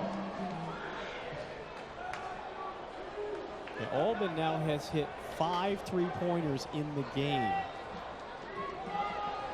That boosts your point total quickly. Early three, no good. Rebound by Holly. Very close. For supposedly guards, Holly and Haugen rebound really well. They take good angle. Holly tries to weave between 2 players. Albin picks it up, throws it.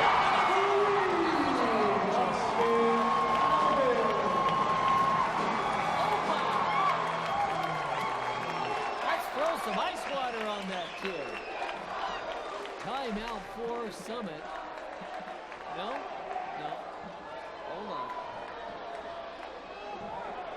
13 in the quarter for Albin. Officials called delay of game warning against Mountain View on the previous play. It's a delay of game call because of touching the ball there. Summit. And Summit's going to request a timeout, and this timeout is brought to you by Central Oregon Heating and Cooling. We like what we do, and you will too. Now, did you catch that? There was a delay of game call with a warning. Is that what they had? Yeah, they have a warning for a delay of game call. All right. Now, Albin, in the second game against Summit, had 20 points. First game he had 9. He's definitely exceeded that here. Alone in the third quarter, he has 13 points, including 3 threes. In the game, he has 24 points, 6 from the arc. Nice showing by the young man. Like we say, when you're hot, you're hot. And he knows it. He feels it. And like that last one, he picked up the loose ball. But take a look at it here. He picks up the loose ball. Oh, boom. And look at the reaction. He looked like Garrett Albrecht last week. Goodness, the net's burning over there. Mountain View with their biggest advantage of the game at 9. Baker on the perimeter to Garcia. German. Mikulski, 3. Bada! That's the only thing that's going to quiet that down. Summit just does not go away. They close it back within 6. Mikulski with his first basket of the quarter. His third 3-pointer. Albin can't get that one to go. 1 minute remaining. Mikulski looks to Coach John Frazier for a play. He wants the circle play. Durman, Mason open. He's not likely to take the 3. Mikulski is. He's 3 for 8 from the arc. Swing it over to Mason. 45 seconds remaining in the quarter. Mikulski open for a split second, but closing quickly is Johnson to prevent him from taking the 3. Mason and Cinto working inside. Little physicality there. Mikulski pull up 3. Can't get it to go. Holly with the board. Mountain View likely to hold it for the final shot here of a very high-scoring third quarter. Again, I like to point out it's the guard getting the rebound for Mountain View. Those kids have a nose for the ball, just like they say in football many times. But in basketball, it holds just as true. They can get in there and get those defensive rebounds, even as a guard. Johnson, they've got 2 seconds. Albin can't get that one to go. One of the few things that he's missed in a very hot third quarter. 57-51 in favor of Mountain View. Stay tuned. Fourth quarter coming up. You're watching COTV Sports.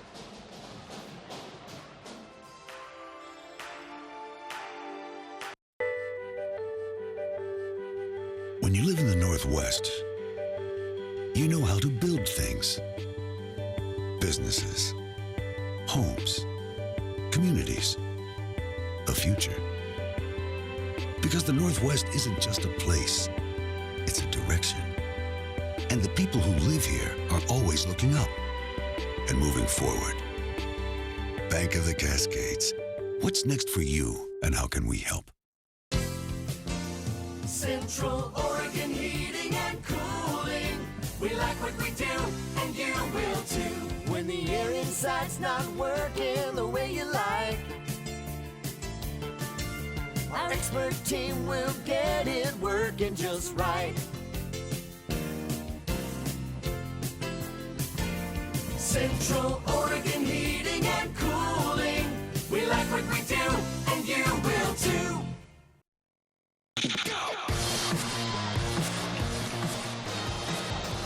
The band is hot. They're dancing in the streets. One of the reasons they're dancing, Austin Albin has 6 3-point baskets here in the game. Well, he's only missed a couple, and that was at the end of the quarter, so let's see if he can stay hot. But Summit is going to have to come right back themselves to get back in this. Ooh, nice lefty. A nice left right into the basket. Mason with the basket. And Summit again, they keep hanging in there. Vance on the drive, pull up, draws the foul. Across the arm. Good cast. For Summit, believe it or not, Mike, that is the first foul of the second half. After a foul-filled first half, we've only had 2 fouls in the third quarter. Playing smart basketball, that is. I'm taking a look at individual records here for Mountain View. I'll see if I can find most 3-pointers in a game. I'll see if I can locate them. Here we go. 3-point shots in a game. As Vance converts the first of 2. Jonathan Smith versus LeGrand on February 19th, 1993 hit 6. Take a look at the foul there against Hurley. That's his first personal.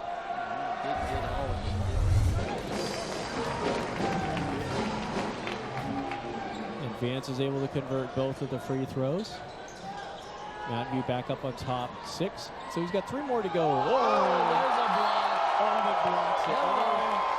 If you're Mason, you're basically saying, okay, I didn't really have a good shot. Go ahead, knock it out of bounds. We'll get excited, but we get the ball. No, really. Don't give him the. He doesn't need any more encouragement, though, for number 40. McCormick inside, working against Cinto. Nice Cinto blocks it. Another nice block. And that school record 9. Jonathan Smith, 22 years ago against LeGrand. Former members of the IMC way back when. Way back when. Cinto, he likes to go on that right side drive, working against it, throws up with the left hand. Oh! Good try. Looked a little uncomfortable as he did that. Mikulski, left corner. Oh, can't get it to go. Rebound is tipped. McCormick tries to save. Not able to do so. McCormick and Albin definitely face each other on the football field. Now they're facing each other on the hardwood. 6-point lead for Mountain View. 6:45 remaining in this game. Neither team has had a 10-point lead, but Mountain View's had the lead basically since the beginning of the second quarter. Vance, little dipsy doodle. It looked quite as smooth as it did when it goes in, but it's effective. Vance now in double figures. He has 12. Hurley on the drive. Lays it. Oh, can't get it. He faked everybody out. Yeah, they thought he was going to pass. Cinto with the board to Holly. Holly will pull up for the 3. Can't get it to go. Long rebound. Mikulski's going to let it go out of bounds as Vance tried to work it. Did you see that screening out?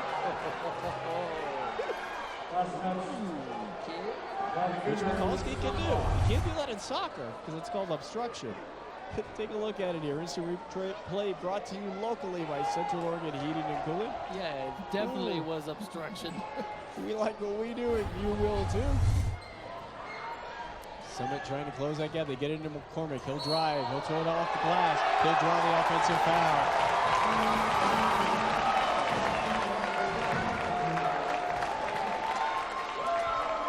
Second team foul. Let's take a look at it again. McCormick gets the ball.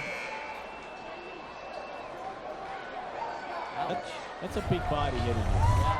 McCormick goes at 6'5", about 230. I know he felt that when he hit that. And he runs at 11.3 100. Yikes, that's one reason colleges would look at him for football. Kurzanowski, Haugen, Albin, hot hand. Haugen working one-on-one against Hurley. Kick out, Albin thought about it. Now he's going to drive and throw up a little jump hook. When you're hot, it doesn't matter what you put out. That looked like an Elgin Baylor shot. Okay, I'm dating myself, but it did. It looked like an Elgin Baylor shot. It did. 26 points in the game for Albin. We got a whistle and a foul. Biggest lead for Mountain View now at 10. Christian Van Sice gets ready to check in. Against McCormick, he's picked up 2 fouls quickly here in the fourth quarter. I think it was a little, shall we say, an illegal screen type movement there.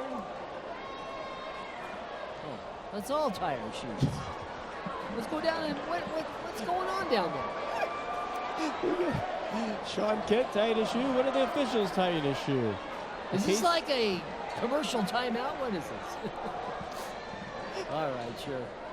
It was a spot for Nike or somebody's, you know. What shoe is he wearing? Mountain View with their biggest advantage of the game. They're spreading the court into a 4 corners. Dean Smith popularized this with North Carolina in the 70s. Van Sice over to Kurzanowski, lays it up. Mikulski fouls him from behind. What the funny part is about the 4 corners, man, is people think it's a stall offense, and it's not. It's a spread offense. Just open it up, yeah. You attack by spreading the court and then getting drives, and you're looking for your guys in the corners to cut, like Kurzanowski did there.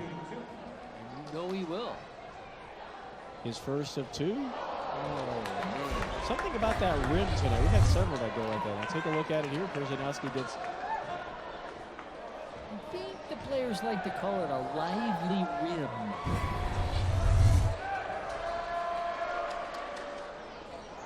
This is bad.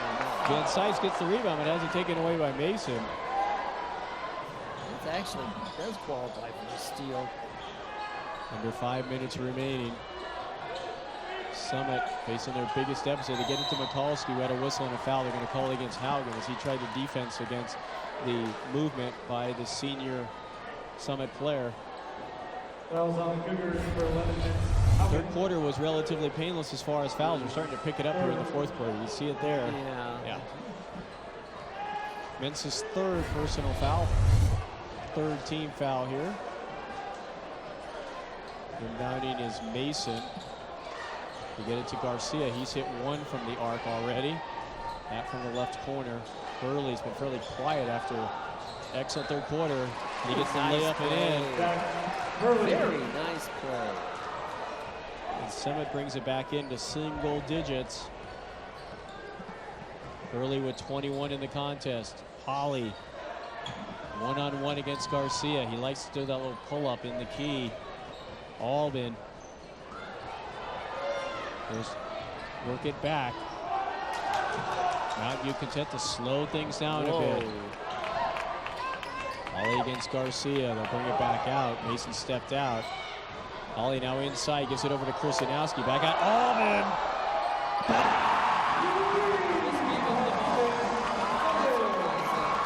That's play number 4.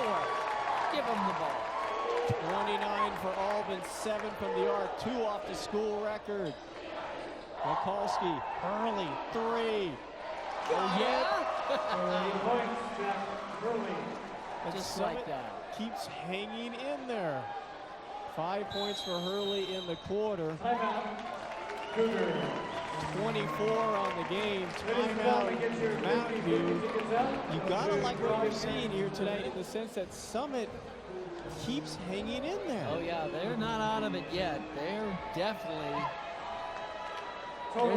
in this ball game, and if there's any missed shots, quick rebounds, fast breaks, Summit's right back in this. We have ourselves a heck of a finish on this, and there's still over 3.5 minutes to go. Well, what's interesting is Albin is 2 off the school record. And you take a look at it here. I mean, he is wide open. Great look, great form. Look at that angle on it. And the whole bench is standing up like, yes! The only way he really has a shot at the school record is if Summit keeps the game close. Because then they need to continue scoring. So if Summit can continue to keep it close, they're going to keep looking for Albin to put the shot Otherwise, up. they're going to be moving the ball. They're going to try to keep the ball, keep possession as long as they can. Now, he's got a ways to go to get the school record for most points in a game. That's Andy Hakala, who had 41 against Pendleton back on January 31st in 1992. And he also had 41 against Wilson on March 7th in 1992. He holds the school record for most points in a season, too, at 626 in 1991 and 1992. It's a little ways for Albin to get to that. But he's close to the school mark in 3-pointers. Van Cise, they spread it to the 4 corners. Over to Haugen, 3:25 remaining. Holly on the MV logo. Drives. Little Dixie Davis Holly, believe it or not, that's his first basket here in the second half.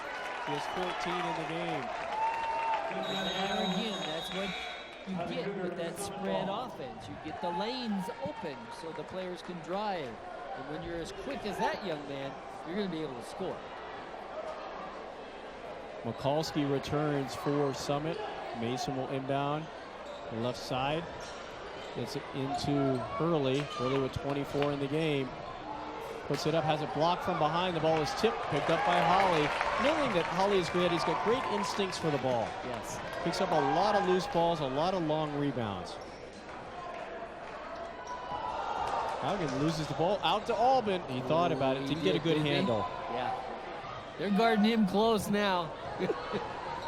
Mason stepping out on him there. Van Cise over to Kurzanowski. And they're going to call a foul on Kurzanowski. And the fans do not like it.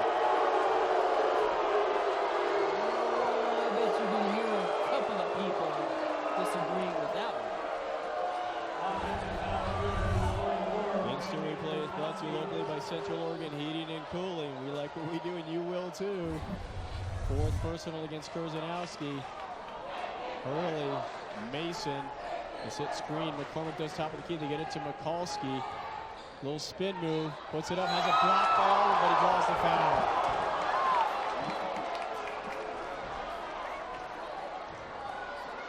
Mikulski at the line has a chance to close it back within single digits.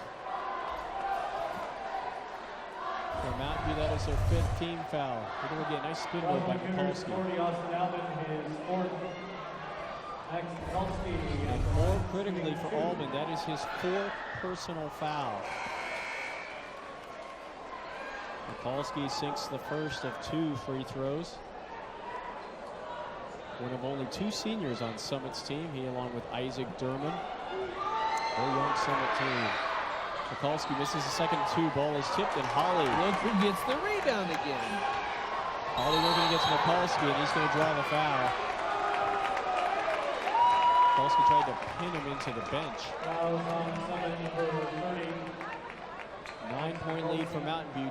2:18 remaining. 3rd personal against Mikulski. That is the 5th team foul against the Storm. And that may come into play here as free throws may end up deciding this contest. They're not quite in the 1-and-1 yet. Each team with 5 team fouls. He is a key shooter, and the coach just took him right out. I mean, it's only 2 minutes to go. Granted, he's got 3 fouls, but we need him in there as a shooter, I think. Van Cise, ball is tipped out by Mason as they go to a 3-guard offense. They have Van Cise, Haugen, and Holly in. Ball handling and the ability to drive. Exactly right. They want to be able to control the ball as much as they can here in the closing minutes. Holly over to Van Cise. Now someone's playing chasing carry as they're trying to get a steal. The ball is tipped by Durman. Now Van Cise there, and they've got a whistle and a foul. They're going to call that one against Mason. Timeout. Or no, they're going to call a timeout. My apologies, timeout. I thought I saw it pointed to Mason on the ground, but the timeout is brought to you locally by Central Oregon Heating and Cooling. We like what we do, and you will too. We'll take a look at the, of course you can't see the left side of the screen, but he must have requested it verbally. Usually the coaches will signal. Two minis between Summit and Mountain View this season so far. Mountain View won on January 23rd, 67-60. They also won on February 10th, 69-55. Both games at Summit. One of the interesting aspects of the scheduling in the IMC is you play each team 3 times. So you're not going to have home and home. You're going to have home, home, and away. So a little bit different as far as how the home advantage plays out. They'll alternate years for that. It's the new scheme of things here in the Intermountain. With the limited number of teams in the league, they have to be able to play each other 3 times to have enough games played during the season. Second smallest conference in the 5A. The Columbia River is smaller with Hood River Valley, Pendleton, Hermiston, and the Dalles. Ball is stolen by Mason. They got Garcia ahead. They get it to him. Now underneath to Kent. He gets Sice up in the air from the foul. Take a look at it. Quite a spectacular foul.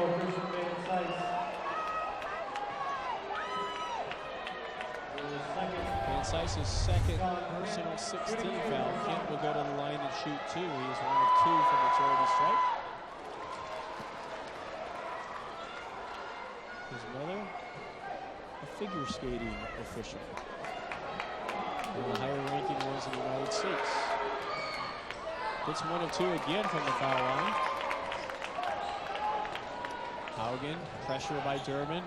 Van Sice, he'll pull it back out. 1:38 remaining. Holly in 3 guards in the configuration. Holly just dribbles it. And they're going to call a foul.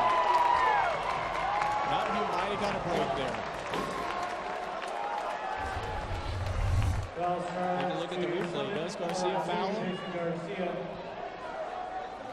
don't know. That's just my humble opinion. Replay brought to you locally by Central Oregon Heating and Cooling. We like what we do, and you will too. Mason takes a seat. Hurley returns for the Storm. Kent goes for the steal and gets the takedown. Ouch. Both players hitting the ground hard. Haugen being looked at. He's on the McDonald's list here. Look at this one. This is a slide out.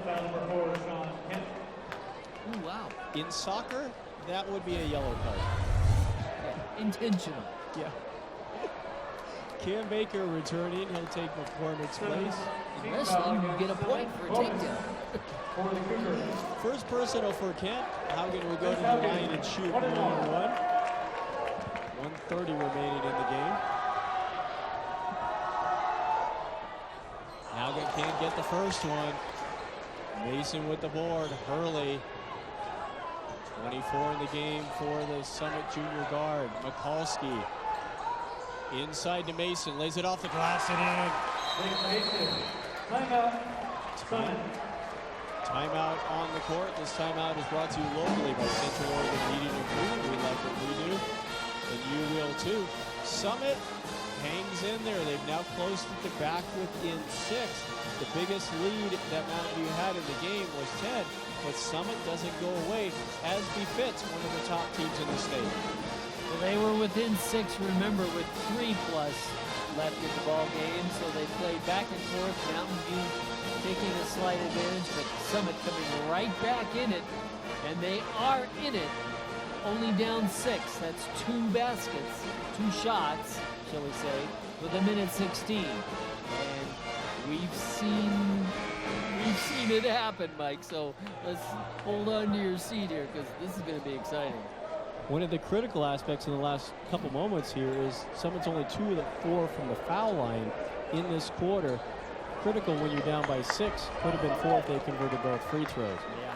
But as you said, this season has been full, and this past week has been full of dramatics involving Mountain View.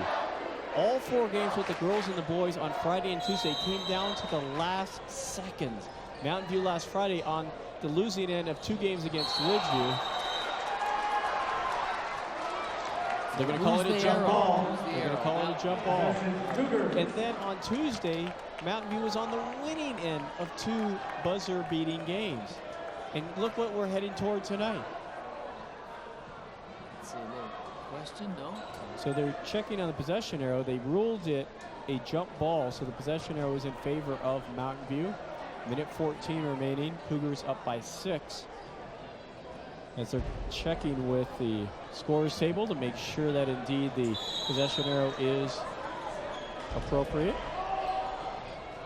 Into Haugen. Kent tried for the steal, couldn't get it. Haugen working against Mason. Kent with the steal. The shot and up and in. All right, here we go. I'm telling you.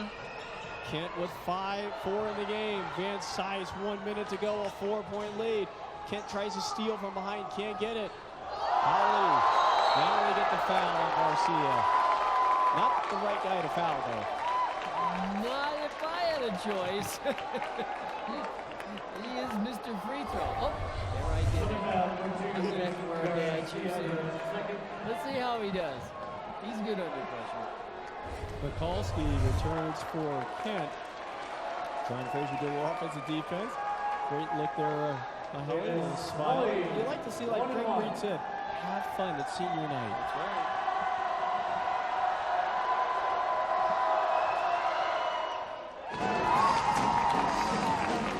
Yep, that's the Davis Holly we know.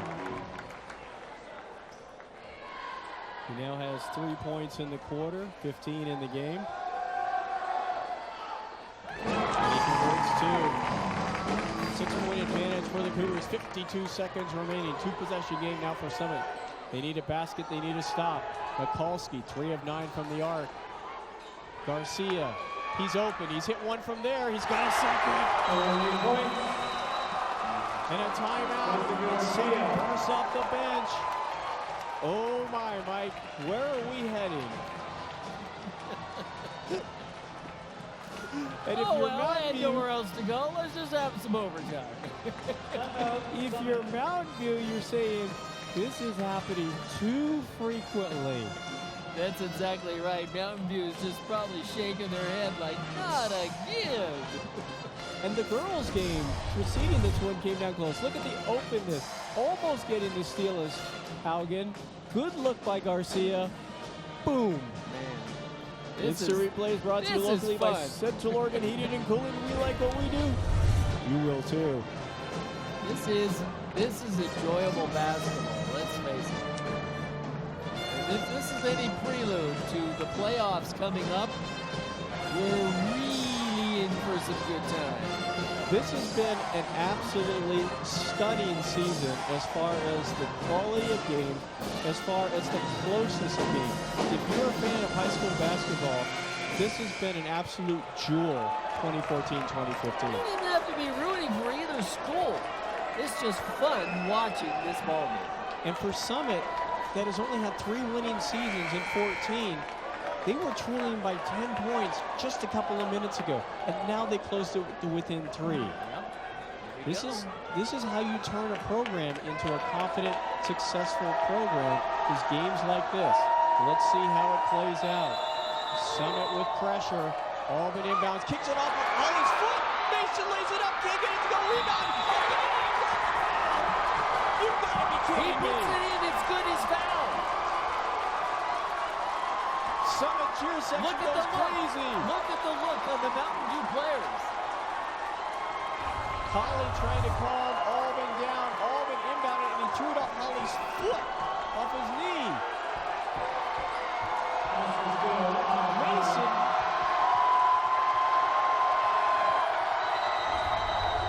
Timeout requested by Craig Reed. Unbelievable. Summit, the cheer section is on their feet. They want the first victory in the last 10 meetings between these two schools. Mountain View has won 24 out of 25 since 2006. They want that to end coming back from a 10-point deficit here in the 4th quarter.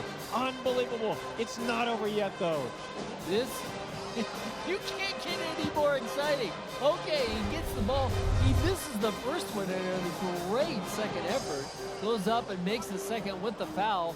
So now you're down to 1 free throw.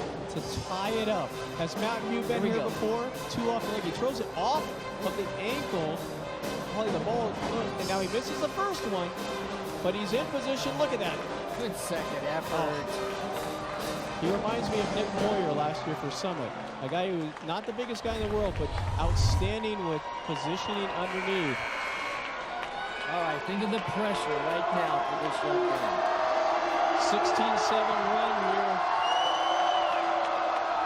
by the Storm. It is loud in the black hole as Mason has an opportunity to tie this game up. 33.9 seconds remaining. Unbelievable. God, we're tied. Haugen, he won it Tuesday night with 2.7 seconds left. Will Mountain View hold it for one shot? Who will get that shot? Who will be the hero tonight? Haugen, 19 seconds left. Van Cise, Holly, 13 seconds left. Greg Reed asking his play. Now they got Haugen. Now he's going to go. It's going to come down to Menz. One-on-one against Kent. He drives against McCormick. Puts it up. Can't get it to go. Mason with the board. Mike, we're going overtime.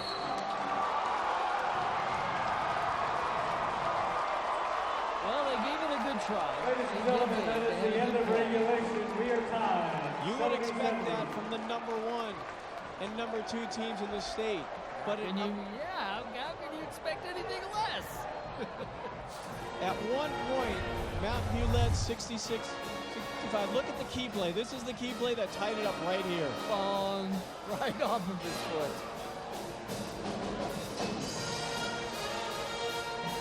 And you just can't.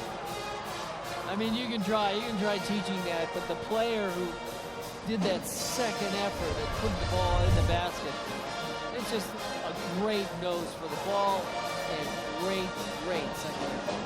The unbelievable part, Mike, is Mason had not scored in the game entering the fourth quarter.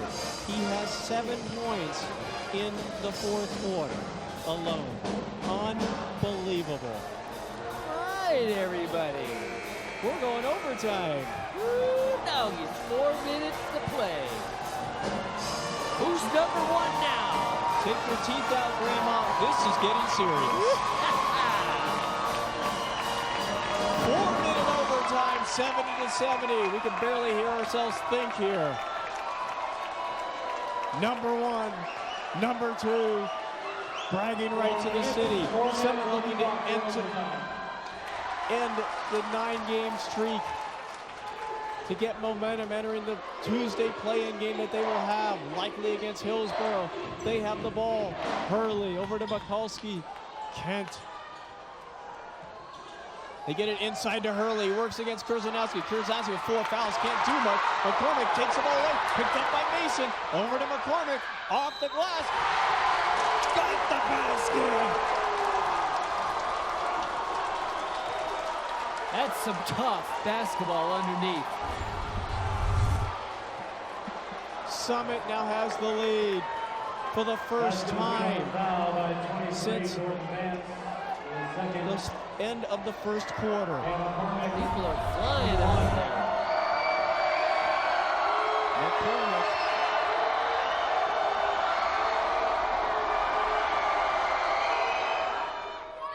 Can't get it to go. Mikulski. Guess who's got it? That's right. Mason. He has it blocked. Great basketball on both sides. Mason, no points in the first 3 quarters. 7 in the fourth quarter. That's what makes these teams so good. They're getting it from everywhere. Summit with the ball. Holly with the steal of the inbound.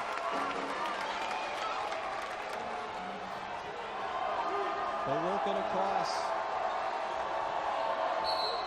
They got a whistle and a foul. Summit last had the lead at 16-15 at the end of the first quarter. Let's take a look at it again here. Replay is brought to you locally by Central Oregon Heating and Cooling. We like what we do, and you will too. So that's his third foul. It's Kurzanowski who's going to the line. The foul is against McCormick. That was his third personal. The 10 fouls carry over. 9 for Summit, 1-1. Talk about huge. Doesn't get much bigger than this.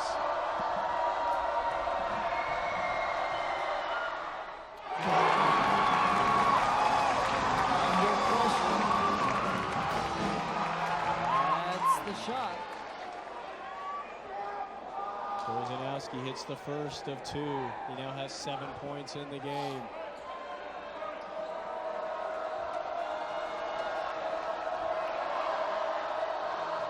Takes a deep breath. Can't get the second. 1 point advantage for the Storm. 3:16 remaining. Hurley against Haugen.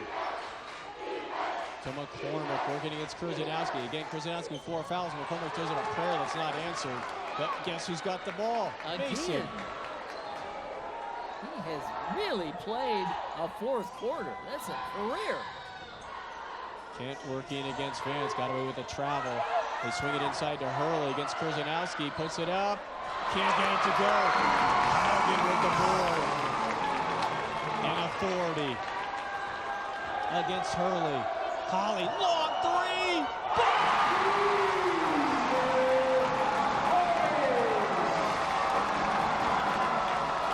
Wow, that's all I can say on that. 2:28 remaining. Mountain View with the lead again by 2. Hurley looking to tie it up. He's tied up. We got a foul against Vance. Vance has been a little quiet here in the second half. Let's take a look at it inside. Hurley, a little awkward. He fouled him. Yeah. Definitely. He did everything but put handcuffs on. Hurley now 10 for 11 from the foul line. Has a chance to tie this one up. Can you say double overtime? Oh, you had to say that.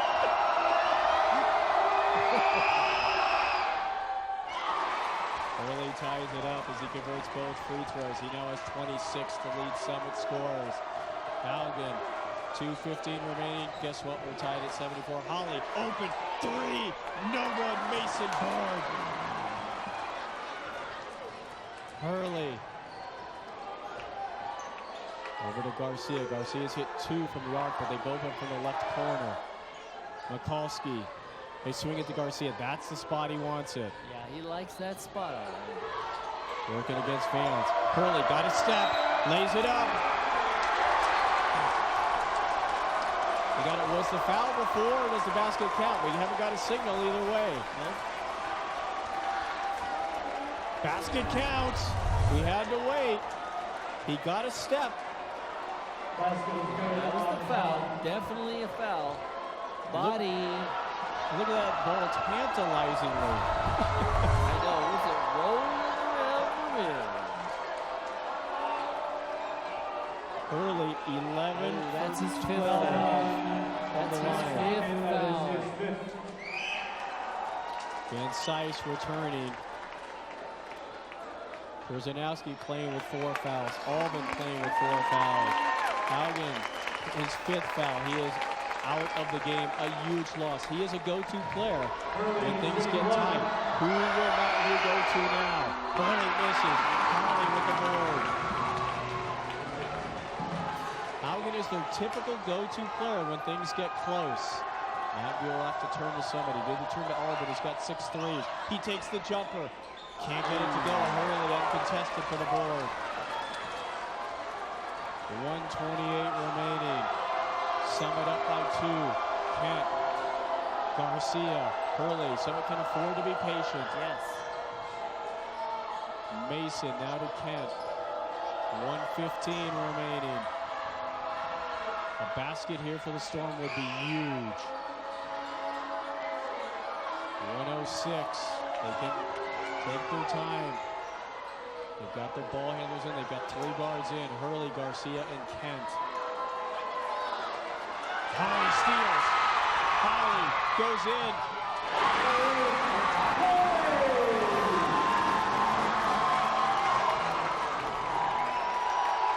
Great anticipation on that play. And sometimes you get a little lazy on the passes, and you're maybe not focused as much as you should. Need to happen in that case. This timeout is brought to you locally by Central Oregon Heating and Cooling. We like what we do, and you will too. Mike, we're tied. This is fantastic. A fitting ending to such an important game. Two teams just playing their hearts out and playing so well. It's a shame somebody has to lose, honestly. Davis Holly now with 21 points. Austin Alvin, 29. Unbelievable. We're tied, 76-76. Mountain View usually looks immense in these situations. He has fouled out. Berzanowski has 4 fouls. Albin has 4 fouls. Davis Holly becomes the man on the spot. He has been, let's face it, he's been the spark plug for the Cougars here, especially in the second half. I mean, he's played well all game, but he's really become the key player in the second half. If you're Summit, you're looking for Jack Hurley. Max Mikulski, 3 of 9 from the arc. Cam McCormick inside. The man of the 4th quarter, Nick Mason. A lot of opportunities. Who will step up? Who will be the hero tonight? Unbelievable game between number 1 and number 2. This is what you come for right here. Mason inbounds to Hurley. Will Summit try and hold it for the last shot of the first overtime? Mikulski double team over to Garcia. 34 seconds. Hurley underneath the McCormick. They'll swing it back out. Mason, 27 seconds remaining. Don't get cute here. Hurley takes a against key play. Van Sice, 18 seconds remaining. Going down for the 1. Yep, 13. Mason, Hurley asks him to clear. 9 seconds, 7. Here goes Hurley. Can he get the basket? Goes inside. We got a whistle and a foul. They're calling that one, it looks like, against Davis Holly with the hip check. Number 12, Christian Van Sice. Oh, they're going to call that one against Van Sice. Wasn't sure against Holly or Van Sice. Van Sice wasn't near the play. He says, I never touched him. See if you can see it here. Oh, yeah. It's up on the scoreboard as Van Sice. That is his 3rd personal foul. See the officials checking on there. Now Hurley will go to the line. They're resetting the clock at 3.5 seconds. Hurley in the game. 12 of 14 from the foul line. These, though, are arguably the 2 most critical free throws he has ever attempted. And Craig Reed says, like they do to field goal kickers, make them think about it. This timeout is brought to you locally by Central Oregon Heating and Cooling. We like what we do, and you will too. Wow. This is where it comes down to. I hate to see it. Maybe I shouldn't say it that way, but I hate to see it come down to what is a phantom foul, and he goes to the free throw line to see if he can put it away. But so many times that's what happens in a close game like this at the very end. Both teams under extreme pressure. Summit had the ball. Mountain View had to do something. Let's see it. Yeah, they called the foul on Van Sice. He was over there, though. Yeah, that's what I was curious about. He wasn't near the play, but they called it on him anyway. Hurley, 28 points on the game. No 2 would be bigger than if he's able to convert these free throws. Well, he gets 2 shots.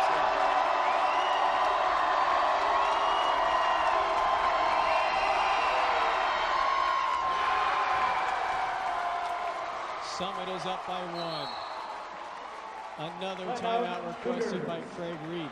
Now what Craig's doing is calling the play. If Hurley makes the shot, what do we do on the inbound play? If Hurley misses the shot, what do we do to get the ball down the court with 3.5 seconds remaining? We asked last week, did Ridgeview have a 0.6 second play? They did. Does Mountain View have a 3.5 second play? I'm sure they do. Oh yeah, oh yeah. There's obviously one of the, if not the most experienced coach in high school basketball, especially around our neighborhood. This young man, he's got the play set up. 16 years Craig Reed has been at the helm of Mountain View. 9 of the last 11, they have won the IMC or share the IMC title. One of the best coaches in the state, arguably one of the best coaches in this area ever. John Frazier, in his 4th year, has built this program up to the point now where Summit is competing at the highest levels in the state. They have an opportunity right here with this play to end a 9-game losing streak and get only the 2nd victory against Mountain View since 2006. And knock him off the number 1 team in the state. Overcoming an 11-point deficit with 4+ minutes remaining in the 4th quarter. Hurley to attempt the 2nd of 2.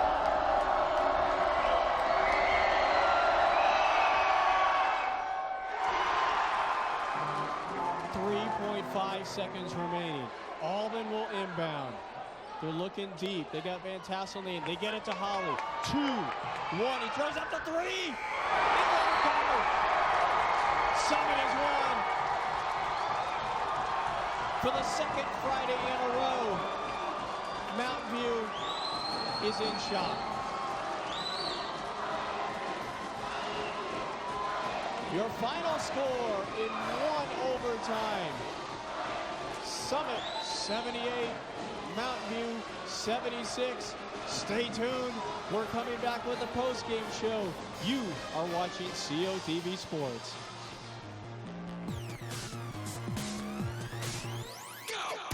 At All Seasons RV and Marine, we invite you to find out why people call us the nice guys. Take your time with our huge selection and great pricing on new and certified used Route 66 RVs. All Seasons is family owned and proud to offer #1 selling brands like Winnebago RVs, Keystone and Jayco trailers, Montana fifth wheelers, and the world's best-selling Bayliner powerboats. Plus, we're Central Oregon's only award-winning full-service dealer. All Seasons RV and Marine, we've got it all. My family of 4 would like to switch to your best plan ever. You know you don't actually need 4 people to get our best plan pricing. Oh. You can connect anywhere between 2 and 6 devices. We'll just take the 2 lines then for a phone and a tablet. Switch to our best plan pricing and get our new $100 trade-in guarantee. U.S. Cellular. Your local authorized U.S. Cellular agent with 5 locations to serve you in Bend, Redmond Madras, Prineville, and Burns. We'll help you get the best deal on a network you'll love. Being an excellent student means a great deal. That's why Kendall Toyota of Bend and Zolo Media Group are partnering to bring you the Kendall Drive for Education program. One graduating Central Oregon area senior will win a brand new Toyota Corolla, along with a $1,000 scholarship to the continuing education institution of their choice. Plus, Kendall will also provide 9 additional $1,000 scholarships as runner-up awards. For details and your chance to win, visit kendallgivesback.com today. When you live in the Northwest, you know how to build things. Businesses, homes, communities, a future. Because the Northwest isn't just a place, it's a direction. And the people who live here are always looking up and moving forward. Bank of the Cascades. What's next for you, and how can we help? Small business owners have questions. Capstone CPAs has answers. How much and when should I buy equipment for my business? Tax laws change annually based on depreciation rules. You should seek tax advice. I always say buy equipment that gives you return on investment first. You should have a CPA that has the expertise in the right business setup and proper tax planning. Capstone CPAs. Call us and let's review your business plan, where you're at and where you want to go. Capstone CPAs.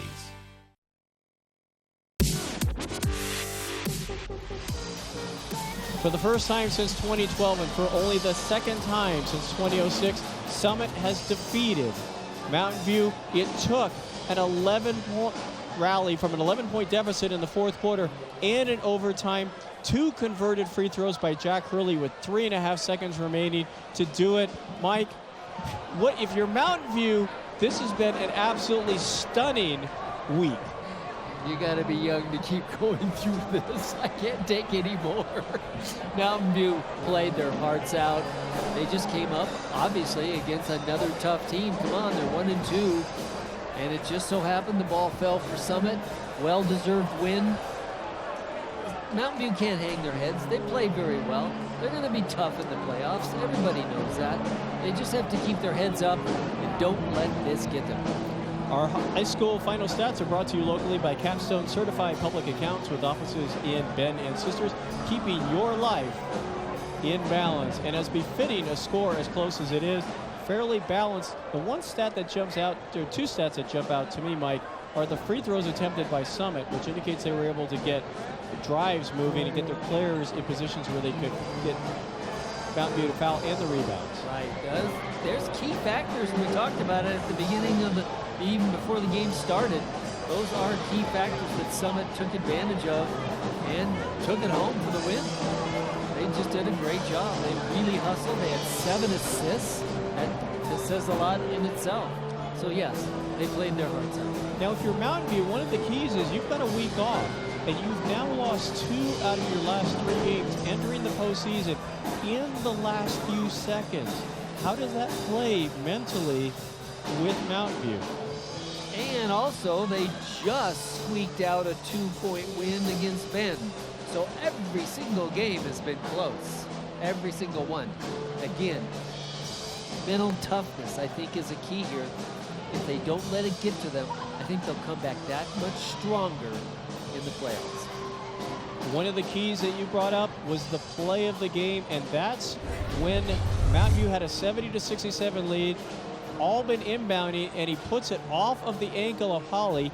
Mason with the ball not only goes up once, he goes up twice. You can see Holly behind him. Holly probably got away with a foul there. He misses, but look at Mason here.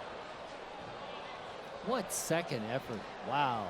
The key was he drew the foul in addition to getting the basket. It took a 3-point deficit and tied things up.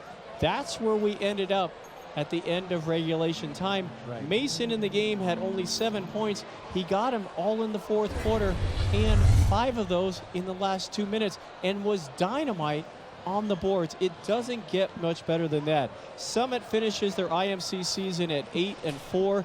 They are 18-5 overall. Mountain View is 9-3. They are the IMC champs. They are 19-5 overall. And I think it's no secret who tonight's player of the game, that's brought to you locally by Straw Hat Pizza, located in Redmond at the airport exit within Frank's Landing, is 30 points, Jack Hurley. 30 points. Look at this guy play. He was just unconscious out there as well. He really did play well, and he made the baskets when he needed to. 14 from the free throw line, hit 3 from the arc, a couple of field goals. He is the player of the game. Well so what deserved. this sets up is next Tuesday night, believe it or not, even though there's the outside possibility that Summit could move up to be the #1 team in the state, although I think the rankings are likely to stay where they are, Summit will have a play-in game against the Northwest Oregon's #6 team. That will take place Tuesday at 7 o'clock at Summit High School. It's either Sandy, LaSalle, or Putnam, I believe. Right. Mountain View will play next Friday. They will await the results of the Tuesday play-in games. The teams will then be seeded according to the power rankings 1-16. Mountain View will host a home game. If Summit wins on Tuesday, if Ridgeview wins on Tuesday, they will host games on Friday. A plethora of riches we may not see again here in Central Oregon for Not quite for some a long time. So once again, it'll be Summit, and I think I said Putnam, it'll be Summit and likely to be Hillsboro. Ridgeview will travel up to play Sandy or LaSalle Prep or Putnam. I think we're exhausted, Mike. I think it's time to go home. I'm ready. Thank you. Thank you. We'll be back on the air next Friday. We will have one of those either the Mountain View game or depending if Summit and Ridgeview win, we'll have one of those 3 games. Be sure and check our Facebook page and COTVsports.com to find out your final score. In overtime, Summit, for only the second time since 2006, on 2 Jack Hurley free throws with 3.5 seconds left, defeats the #1 team in the state 78-76. On behalf of Mike Paul and the entire COTV crew, I'm Mike Fisher saying good night from Mountain View. Live long and prosper.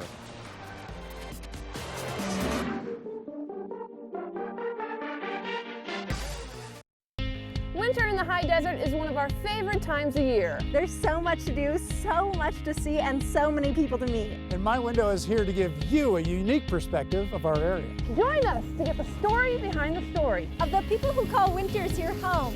Because it might be time for some people to hibernate, but not Central Oregonians. It's your window. It's our window. It's My Window, weekday evenings at 6 on ABC, 7 on CBS, and at mywindowco.com. My family of 4 would like to switch to your best plan ever. You know you don't actually need 4 people to get our best plan pricing. Oh. You can connect anywhere between 2 and 6 devices. We'll just take the 2 lines then for a phone and a tablet. Switch to our best plan pricing and get our new $100 trading guarantee. U.S. Cellular. Your local authorized U.S. Cellular agent with 5 locations to serve you in Bend, Redmond Madras, Prineville, and Burns. We'll help you get the best deal on a network you'll love.